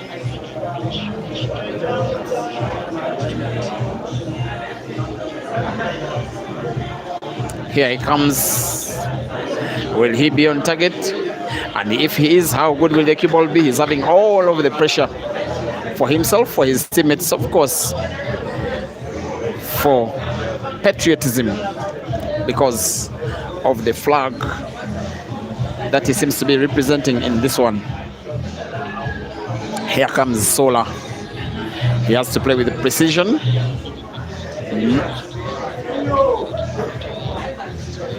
He gets support, but I doubt it will be precise enough. Potting black is a little too difficult. Realistically, the available option is a very sharp cut of the black on the left to try and put it to the corner pocket bottom right. And leaving it not potted creates bigger chance for Moses Kimani to take the frame away. There is an option of trying to manipulate the black in between the reds to the corner pocket bottom left. I'm not certain it can pass. Even with pocket cheated a little, I doubt. Off the red, I doubt. A very sharp cut to the corner pocket bottom right, very possible, but very difficult. And yet it is the shot he's trying to play. Sharp cut of the black to the corner pocket bottom right for Sola to win 8th for his team. How good will it be? It's off. Cue ball almost in. Black is set. There we go.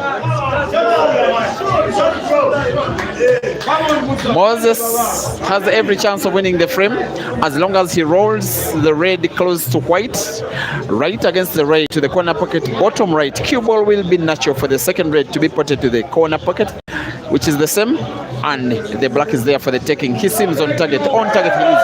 He always was.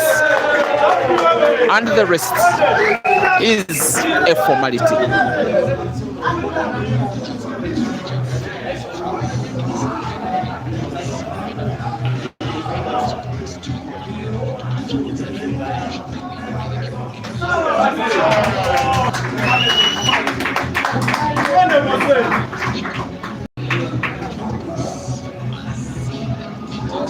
Team Mchana 10 and the Uganda selection 7.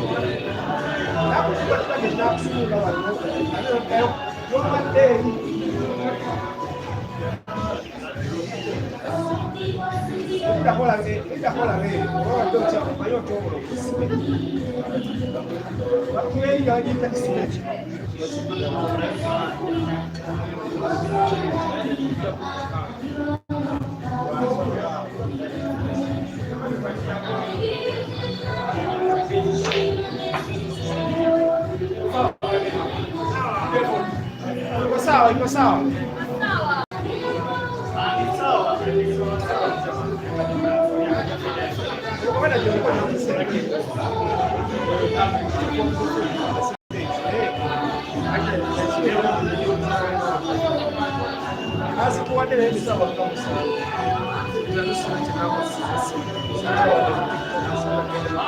Iko sawa, yaniski.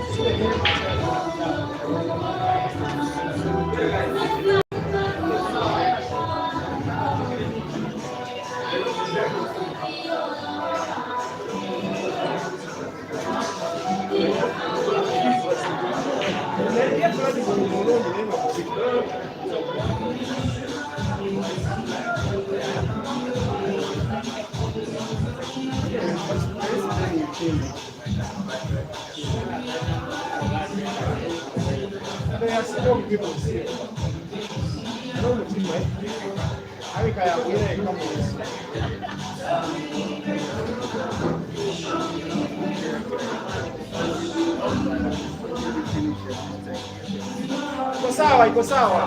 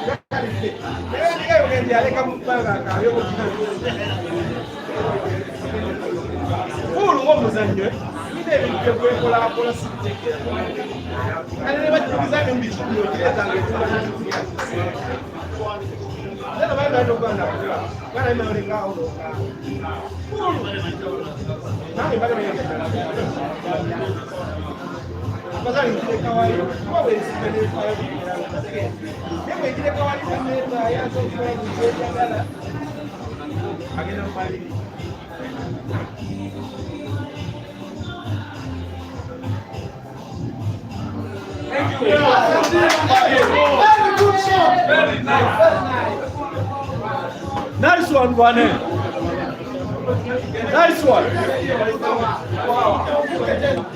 Now, after Ian's failure to finish the frame, his opponent Evans Kiprotich has played perfect defense. The umpire wants to be sure whether cue ball is possible or not. Cue ball not possible, that becomes a stalemate, the footballing equivalent of a draw game. The frame is re-racked since the stalemate has come by design by Evans. it has to be 4 yellows and 4 reds, and then the black to be racked. And to determine who breaks, the 2 have to lag again. However, if the stalemate came by accident, it will be a full rack of 7 yellows and 7 reds and the black, with the original player breaking.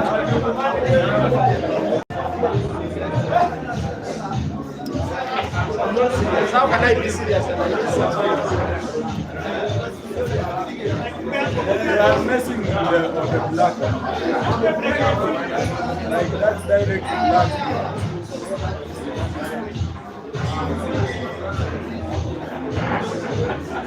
That's the first thing. We have to 7 moves.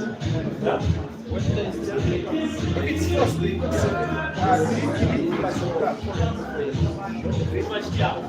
first thing, they have the first thing. I don't think I'm going to have. They have to black or red. I know that.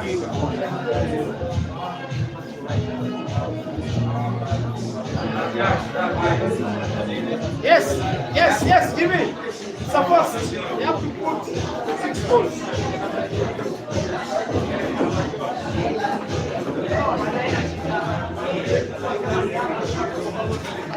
So it has to be 4 reds and 4 yellows, but the players have to retoss to determine who breaks the stalemated frame.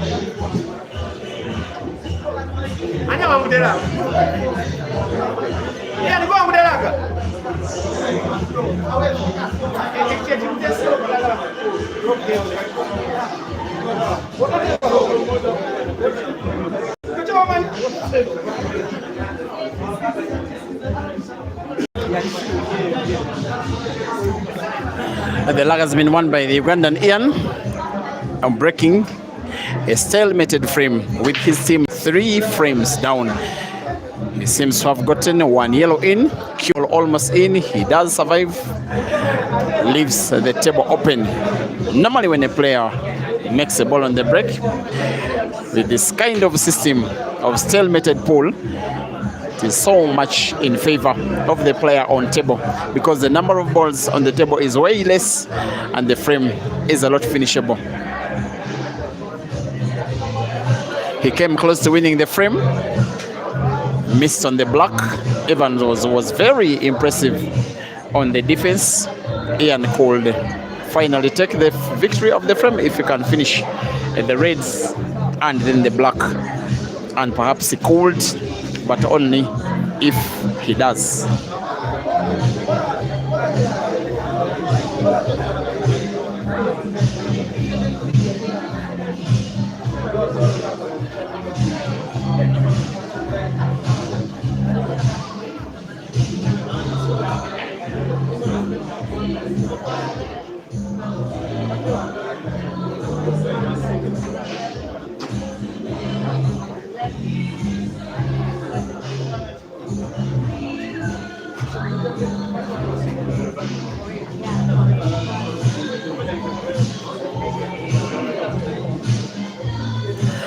Now it is tricky here, given the position between white and red. He needs the cue ball after potting to the top left end of the table for him to pot the last red with comfort. That is, if he puts the red he's looking at. And also guide this position not to have a very sharp cut of the last red. Here he comes. He has to be big backspin. He of course has the skill. I think that will be okay. He will simply have to pot. Maybe play the cue ball a little into the black. Maybe have the cue ball bounce off to cushions to go around the black. Try and pot black to the same corner pockets. The skill he's trying to play. The cue ball to bounce off the cushion around the black. As long as he pots, he could be potting black and red to the same corner pocket. He plays the cue ball into the black, though not with intention. It will do, as the Ugandan could be winning a first out of the last 5. This one will be the Ugandans coming within 2 frames of the Kenyans. Yes, they do. It is Mchana 10 and Uganda select 8.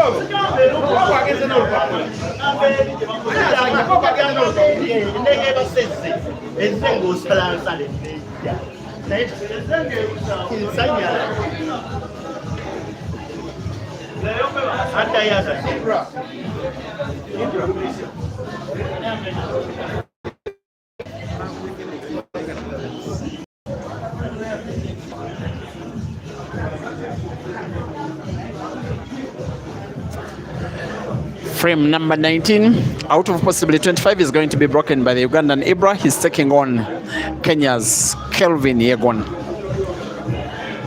Aiming for the tip, trying to come back for his team, for pride, for money. He's the team captain of the Ugandans and is supposed to be the most dependable of them all. He has broken to the effect that there is no dead ball on the table, no red, not yellow, not even black, not even the cue ball. Every ball on the table in some kind of space that creates it as a realistic opportunity for the frame to be won by the Ugandan and be won by break and finish.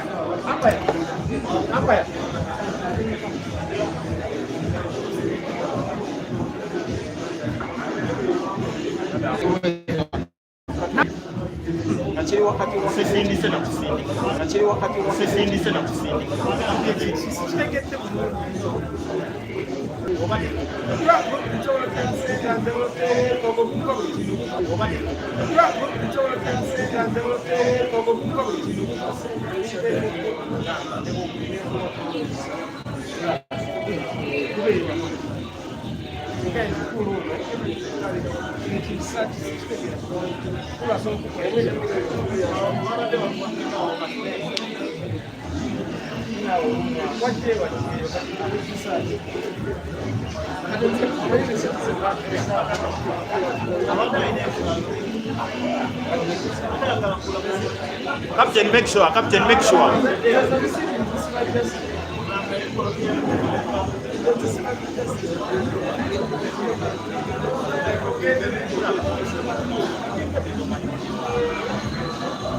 Dear viewers, it's been raining cats and dogs outside Nairobi, so sometimes when the network glitches, please forgive us. Otherwise, I think that the picture you are watching is now quality. The shot Ibra has played is not quality whatsoever.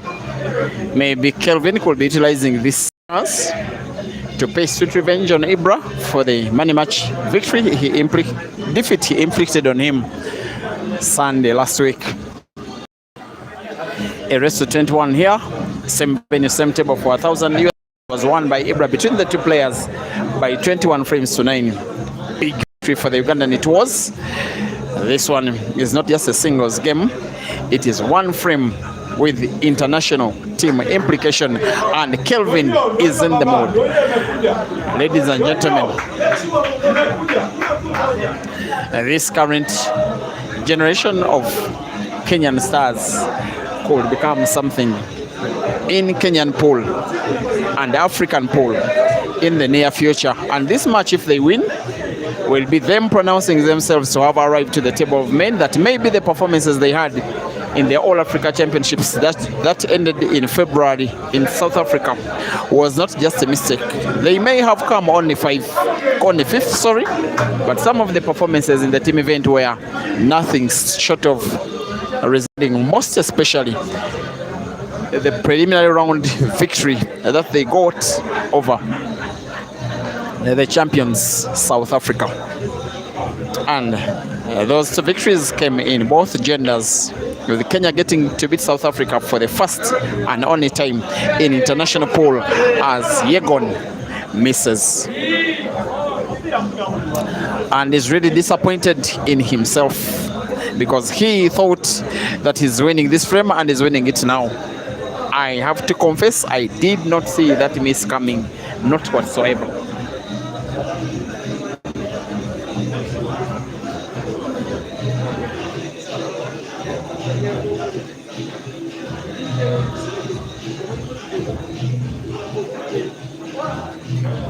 What can Ibra do?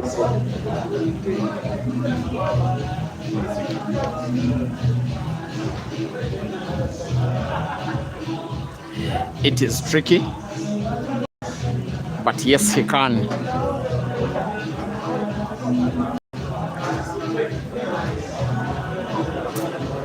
His part in this case is a little suspect. He may have to find himself a little lucky that the cue ball is favorable for him to put at least one yellow on the table, the one that is at the bottom side of your screen. Has to play to move the cue ball rightwards such that he can put the yellow close to red to the side pocket. He plays cue ball into red and loses position of play of white. Has full sight of one yellow, but snookered for him to play with any kind of ease. Perhaps the only choice of recovery is to play yellow into yellow, connect yellow, try and put the one that is at the corner pocket at the top left after playing yellow into it for what will be a recovery by Ibra, and he misses. Kelvin jumps his seat. He knows they are edging ever close and close and closer. If they win this, then they will need to win just 2 of the remaining 6 for what will be a very memorable victory. For the Ugandans, you get the feeling they just want to beat the Ugandans for the very first time in 14 years. If they win 2 frames more after this, then it will be still counted. He has a lot of arrogance in his position of play, but so skillful. He could have played it in an easier way.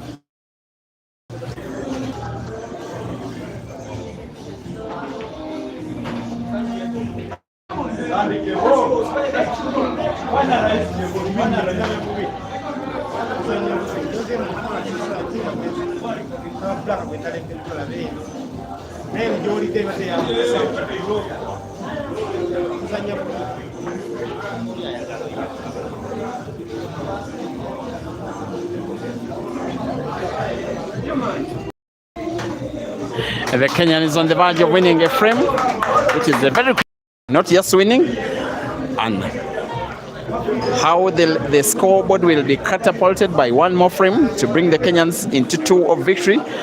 Also importantly, in a team game for Kelvin to beat Ibra, because I think this is going to be happening only for the first time. This one he will never ever miss, not with what is at stake, not after chances misused yesterday, and having himself to get redeemed by having this very good individual and team performances. Kelvin defeating Ibra in this one. They are believing, they are pumping themselves up. They know perhaps that what is coming for them is victory. It is Mchana 11 and the Uganda select team 8.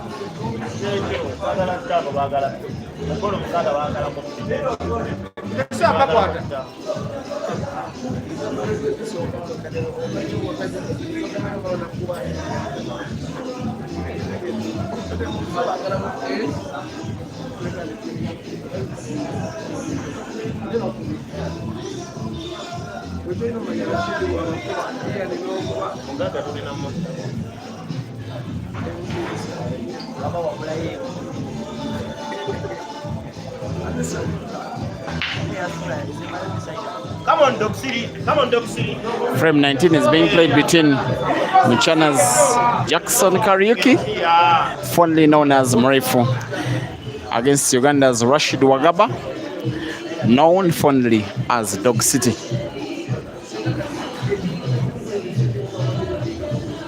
And they belong to 2 different generations in terms of age. In a one-off frame, it can be anybody's game. With Dog City getting to play yellow, potting red. In this case, he does get to close the table playing reds.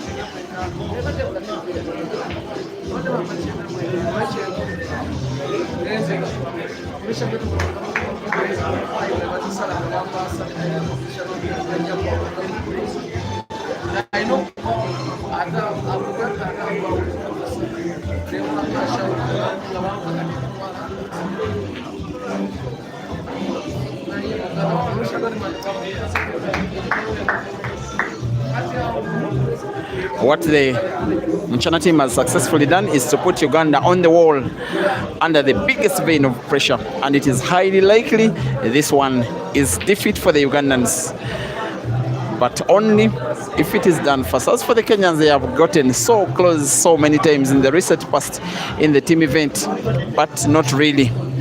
If you remember the African Ultimate Pool Championships, when in the semi-finals, the Mchana Knights were on the verge of setting up a final against the Ugandans. I think they led by 12 frames to 9 against the South Africa team. Which South Africa team got to win the last 4 to win the game. And even the semi-finals of the Q Masters International Carnival against the team from Uganda that is called Roxbury. That one went all the way to a decider that was won by Roxbury's Ibra. And the umpire is being asked by the player, that is Dog City, to talk to the Mchana team to stop chanting when it is not their player on table. And Dog City plays on their mind. He's giving them the cue stick that if you want to play, come and play. Of course, that will not be working whatsoever for Dog City because it is him on table. If it gets to his mind, it is he himself being affected. He will want to put red to the corner pocket at the top left, move the cue ball off the cushion, but off the target management has in him. Even when things have not been going well, they have left him in the team, playing all of the frames. They know what he can.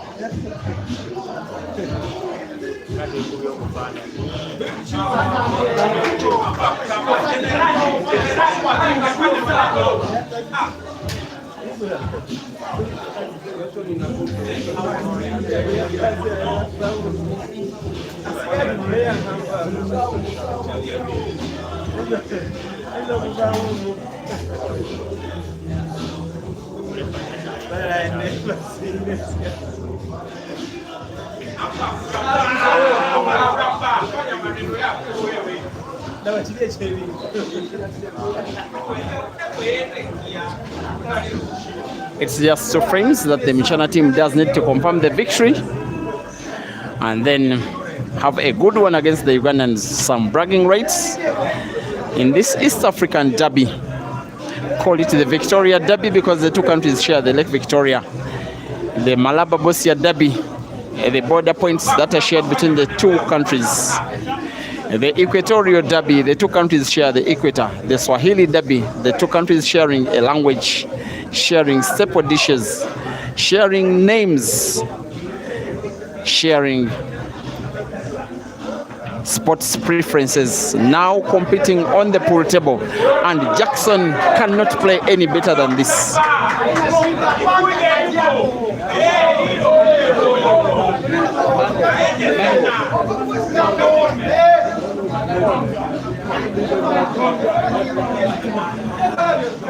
Highly likely he will be finishing the 3 yellows. As for the black, your guess is as good as mine. This one will not come as easy as his teammates may chant him. Perhaps he has to leave the cue ball after putting yellow to the center pocket on the left. The cue ball to be left at a point where he can cut the last yellow to the corner pocket bottom right and then move the cue ball towards the top end of the table where there is the black. If that happens, he will be good for the victory of the frame and perhaps his team good for the victory of the match.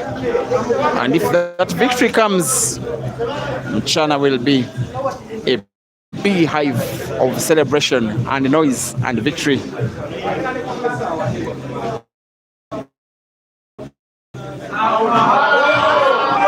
And this very good performance, I know that is very well watched in China. 3 suspects, that is City and BK and Fahad, who even on their phones are chanting, "Come on Mchana." And they will want it when Mrefu puts, of course he will. He simply needs some left English on the cue ball such that after bouncing it off the right cushion, the cue ball moves all the way leftwards to the top end of the table. The black will be there for the taking and then for the Mchana team to record what will be their 12th win out of 20. Here comes the shot. Pinpoint accuracy.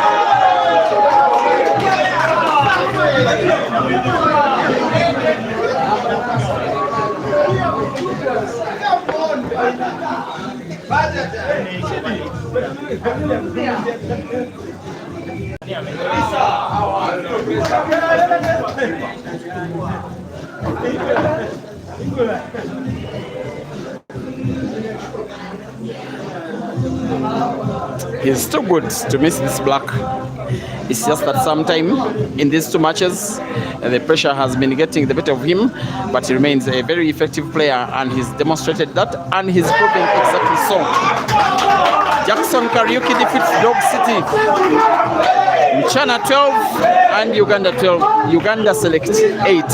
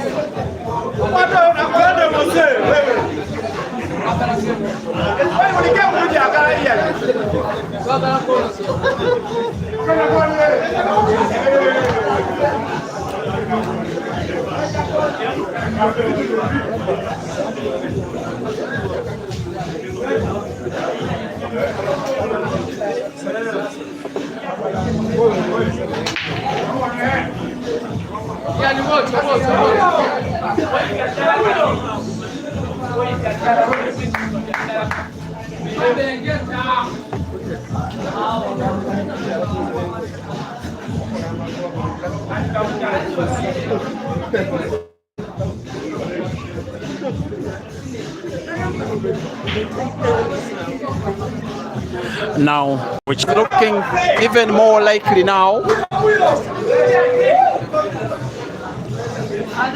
as they beat team and the Morans, they see team. They always play matches against each other and they can mean to be very competitive. A lot of mistake play in this ongoing frame.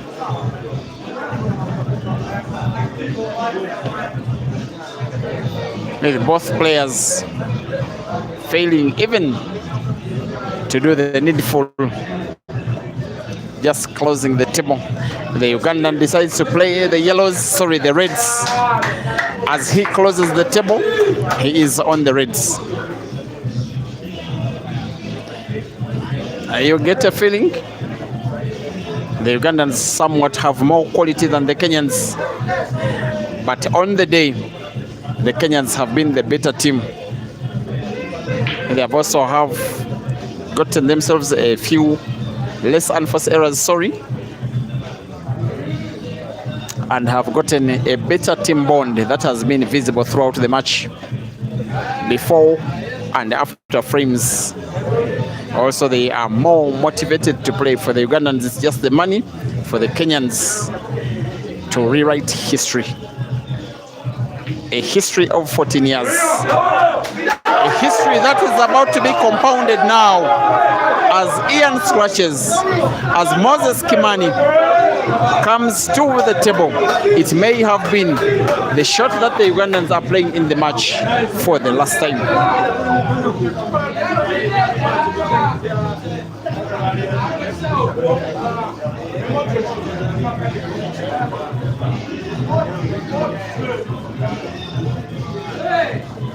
This one, as a frame, if finished off by Moses, will be one of the most important frames, as in single frames he will have won in his career.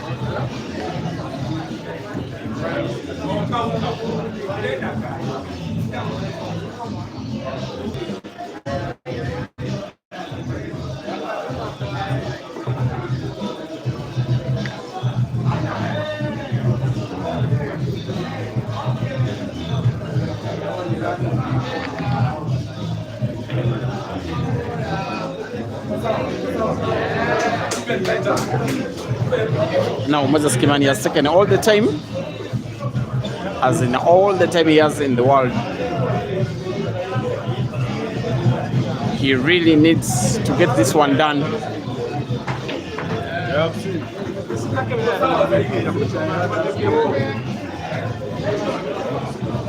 He is on the yellows.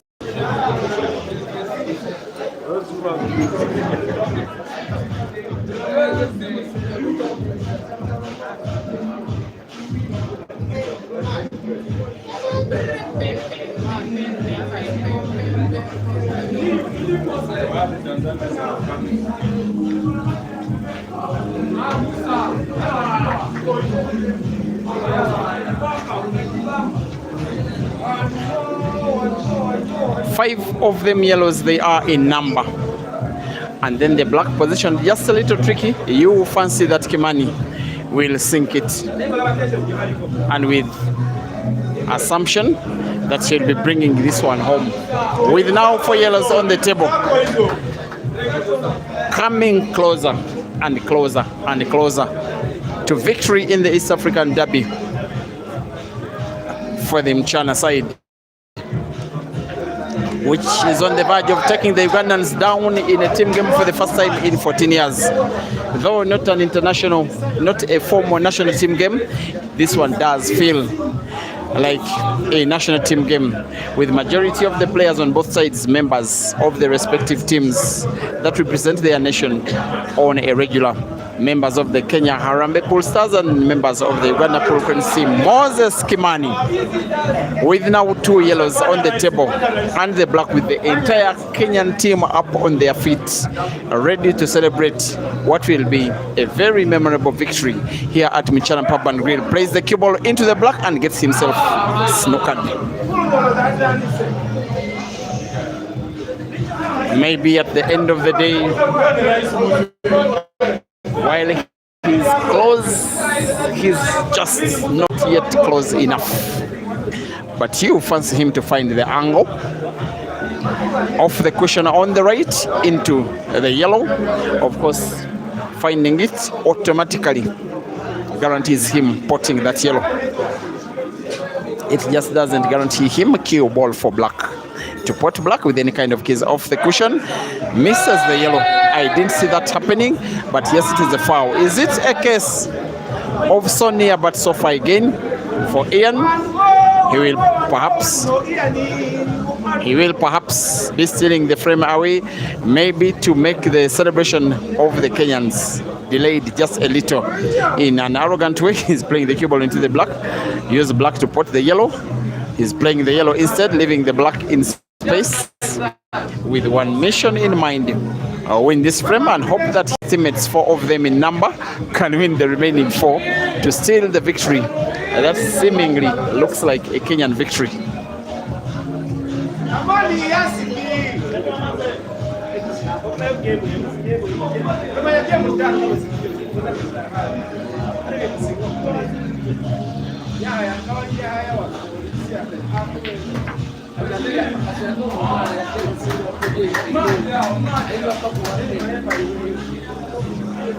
He could start with any of the reds left on the table.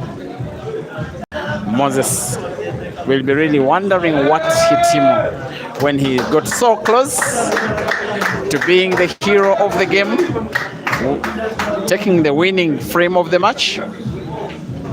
It's not yet done, dear viewers. In sport, they say it is not over until it's over. Ian is laughing at himself. Even his own teammates are making fun of him because they think that this is really not their day, but he will want to win his own frame. You don't want to be, even if you may not think that your team is winning, you don't want to be the guy that is beaten in the frame that confirms the victory. Ian will be playing his last frame of the match and will be setting it off with a win. It is Team Mchana 12 and the Uganda Select side 9.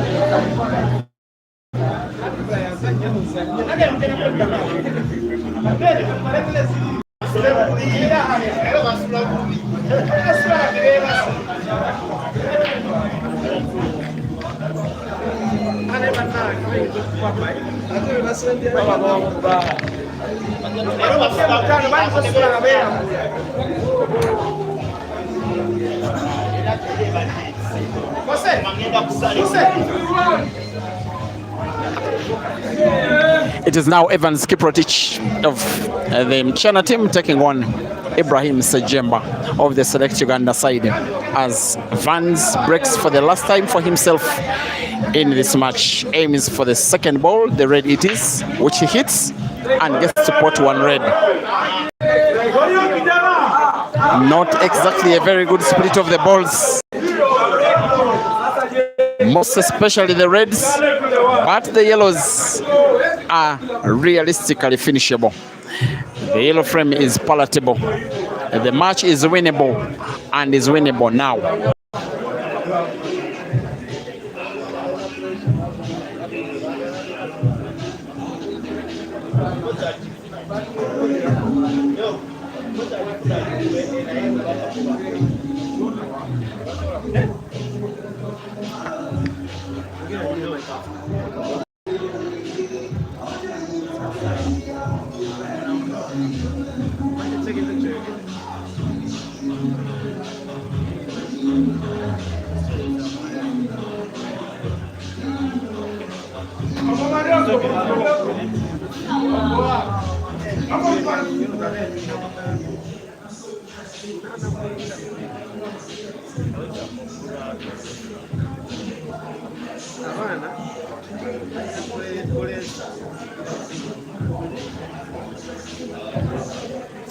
Evans Kiprotich, the pride of Kitale, where he was born,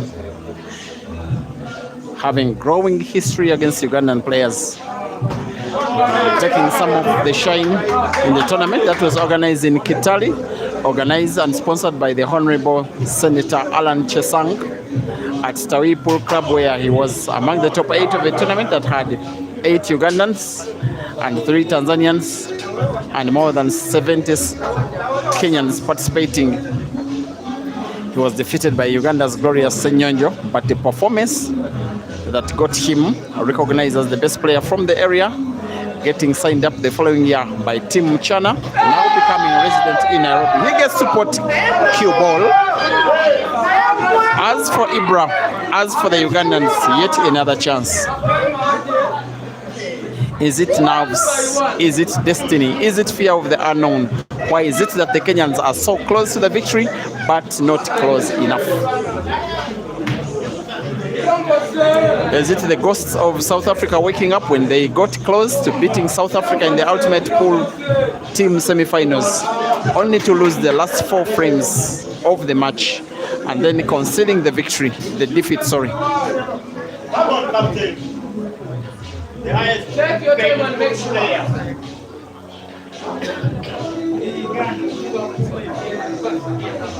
The motivation for the Ugandans is that for each player that comes onto the table, fight hard for their frame and then leave it to their teammate who will be playing the very next frame. I think the chance Ibra has could be big enough for him to be a likely player to take victory at least of the frame. Just like that, bro.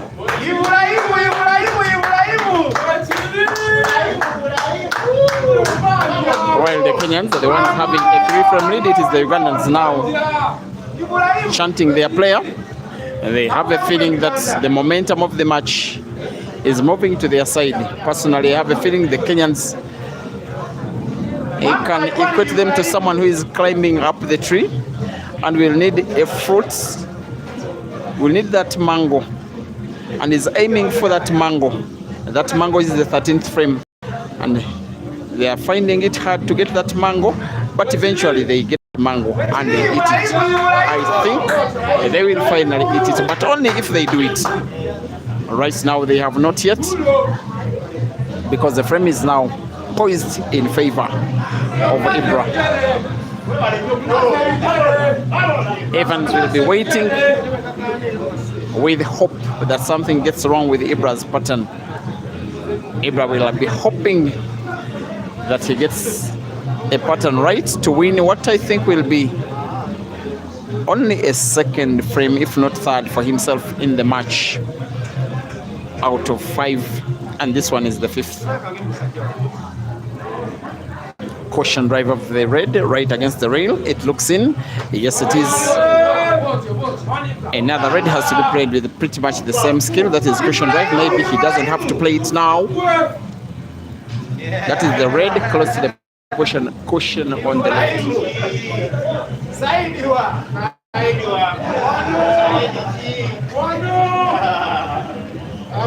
He's taking all the time in the world for a very important shot. Like he has to fasten his cue stick as though not well jointed, and then chokes the tip of his cue stick once again, simply to get that one red ball in, and which he does. He's normally in the team game Uganda's Mr. Dependable.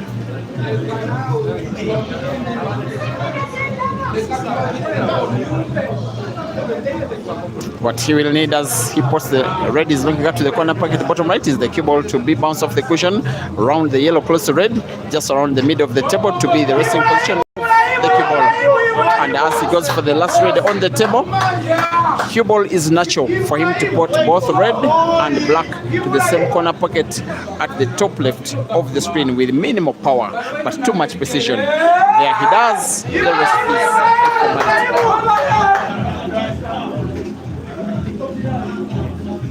Team Mchana 12 and the Uganda Select Team 10.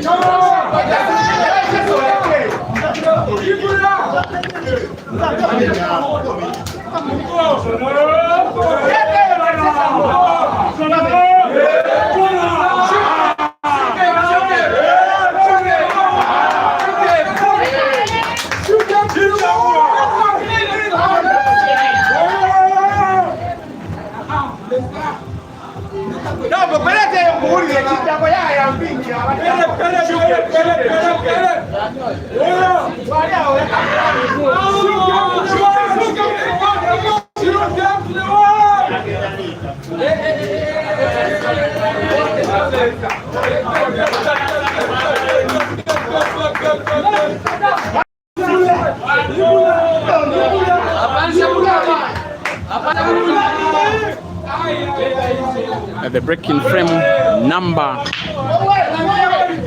21, perhaps 22, is by Dog City, and it is dry.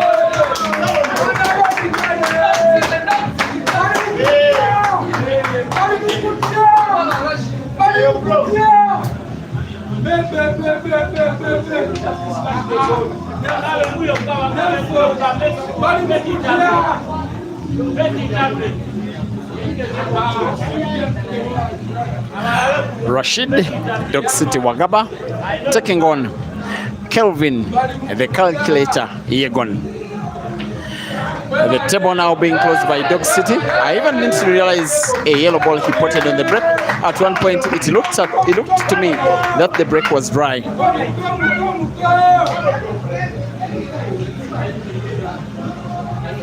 He may play the cue ball into the two reds close to each other, plays it into one, and with the positional play of the cue ball, he can put yet another yellow to the corner pocket bottom right portable. The cue ball he plays will be very critical because of the position of the other three yellows, so close to each other, not close enough though. Seems to be playing with little backspin, as it was that, with the yellow now close to the cue ball portable to the side pocket on the left.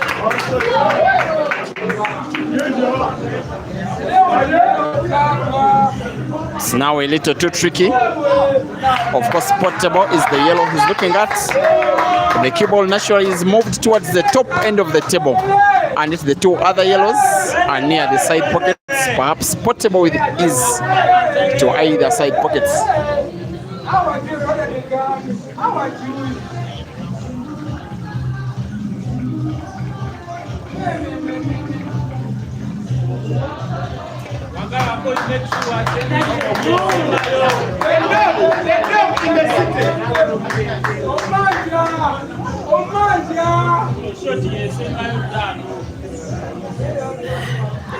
Very critical shooting this one. He must either get this one in or else perhaps risk losing the match for himself and his team. He gets in the yellow, plays the cue ball into the jaw.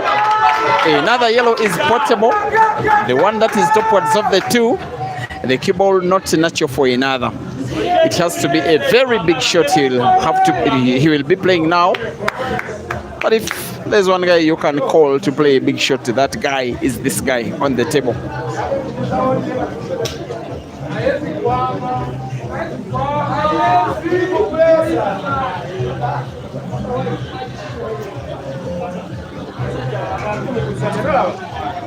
It is tricky stuff, this. All the Kenyans up on their feet, reminiscent of how much they really need this victory. Clearly, they need this more than the Ugandans.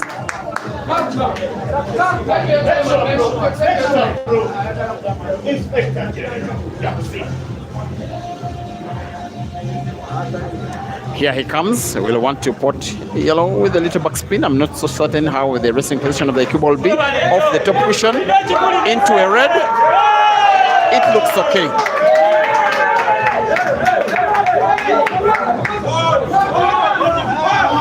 The umpire stops play for now. He wants to have another look at the shot Dog City has played, just to be sure whether there was a foul or not. You can as well look at the video by yourselves, most especially if you are watching on YouTube stream. It is playable backwards.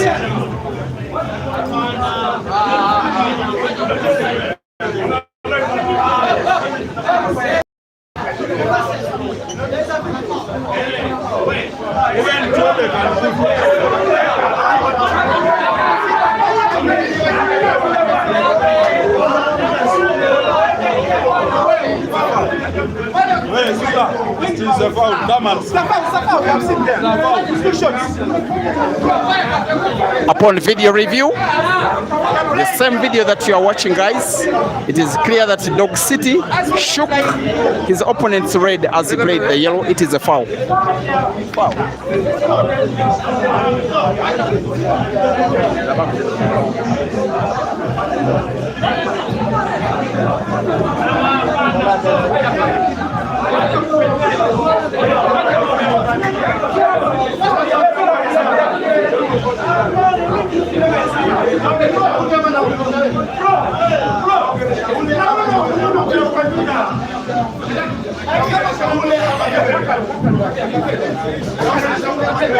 There are members of the Ugandan community living in Nairobi. That's all adverts of this match on social media. They are here to support their team. They are not really sure why the umpire is calling a foul, but it is useless to them arguing with video evidence. The situation will be calmed down, and Kelvin Yegon will proceed with a free shot and a visit.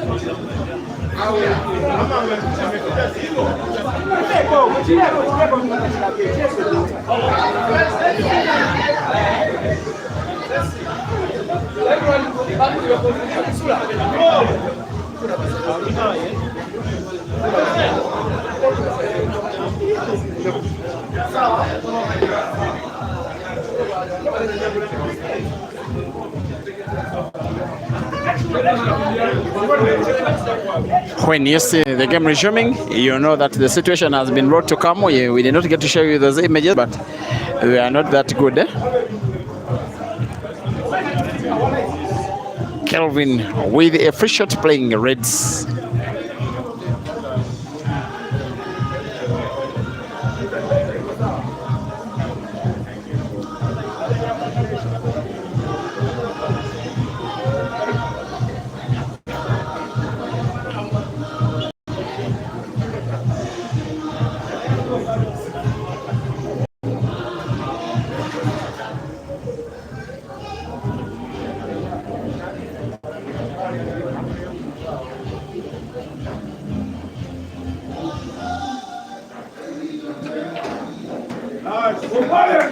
Zero pressure Mongolian.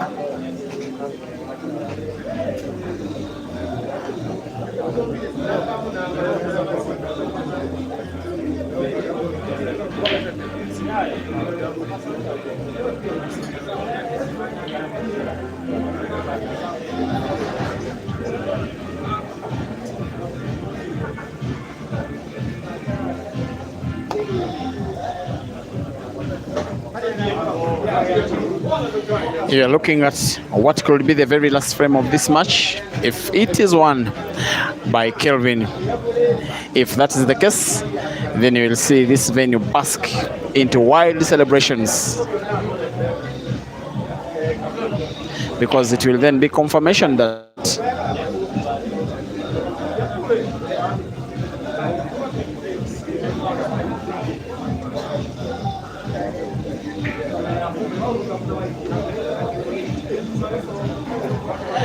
for the very first time in 14 years, the Kenyans will be defeating the Ugandans in a team game on a pool table.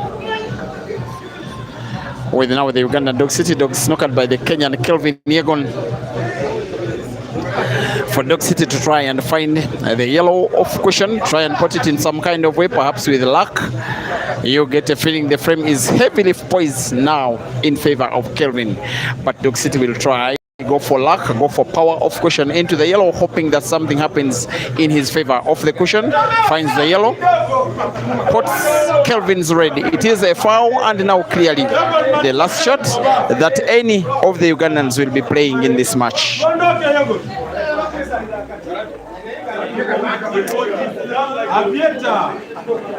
And for those that are watching on Facebook, I'm seeing in the comments you think there is some kind of misjudgment from the umpire. No, the umpire consulted the video that is on YouTube, because on YouTube you can always play the video backwards. It was a foul, and maybe this is the time for Kelvin to share a fair bit of African ball history, make himself the player that wins the frame that defeats a team from Uganda by a team from Kenya for the first time ever since 2012 in Kampala in Uganda, with him having to put now 2 reds, perhaps 3 of them, and then the black. Clearly he will.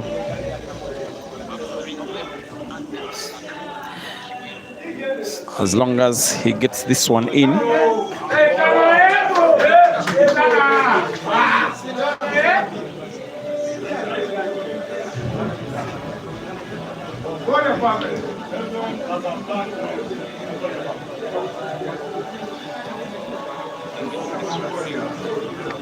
He'll be playing by connection, connect red into red. It getting ever closer. As long as he puts now the last red on the table, he is already celebrating. He knows that he is ever to win a frame that will take down a team from Uganda. The time is now. Kelvin to move the cue ball close to the black. Perhaps it is okay. Perhaps very okay. The easiest spot of the black to the side pocket on the right will create wide celebrations of all Kenyan fans watching at the venue and online. Kelvin versus the black for the side pocket for the victory. It is victory!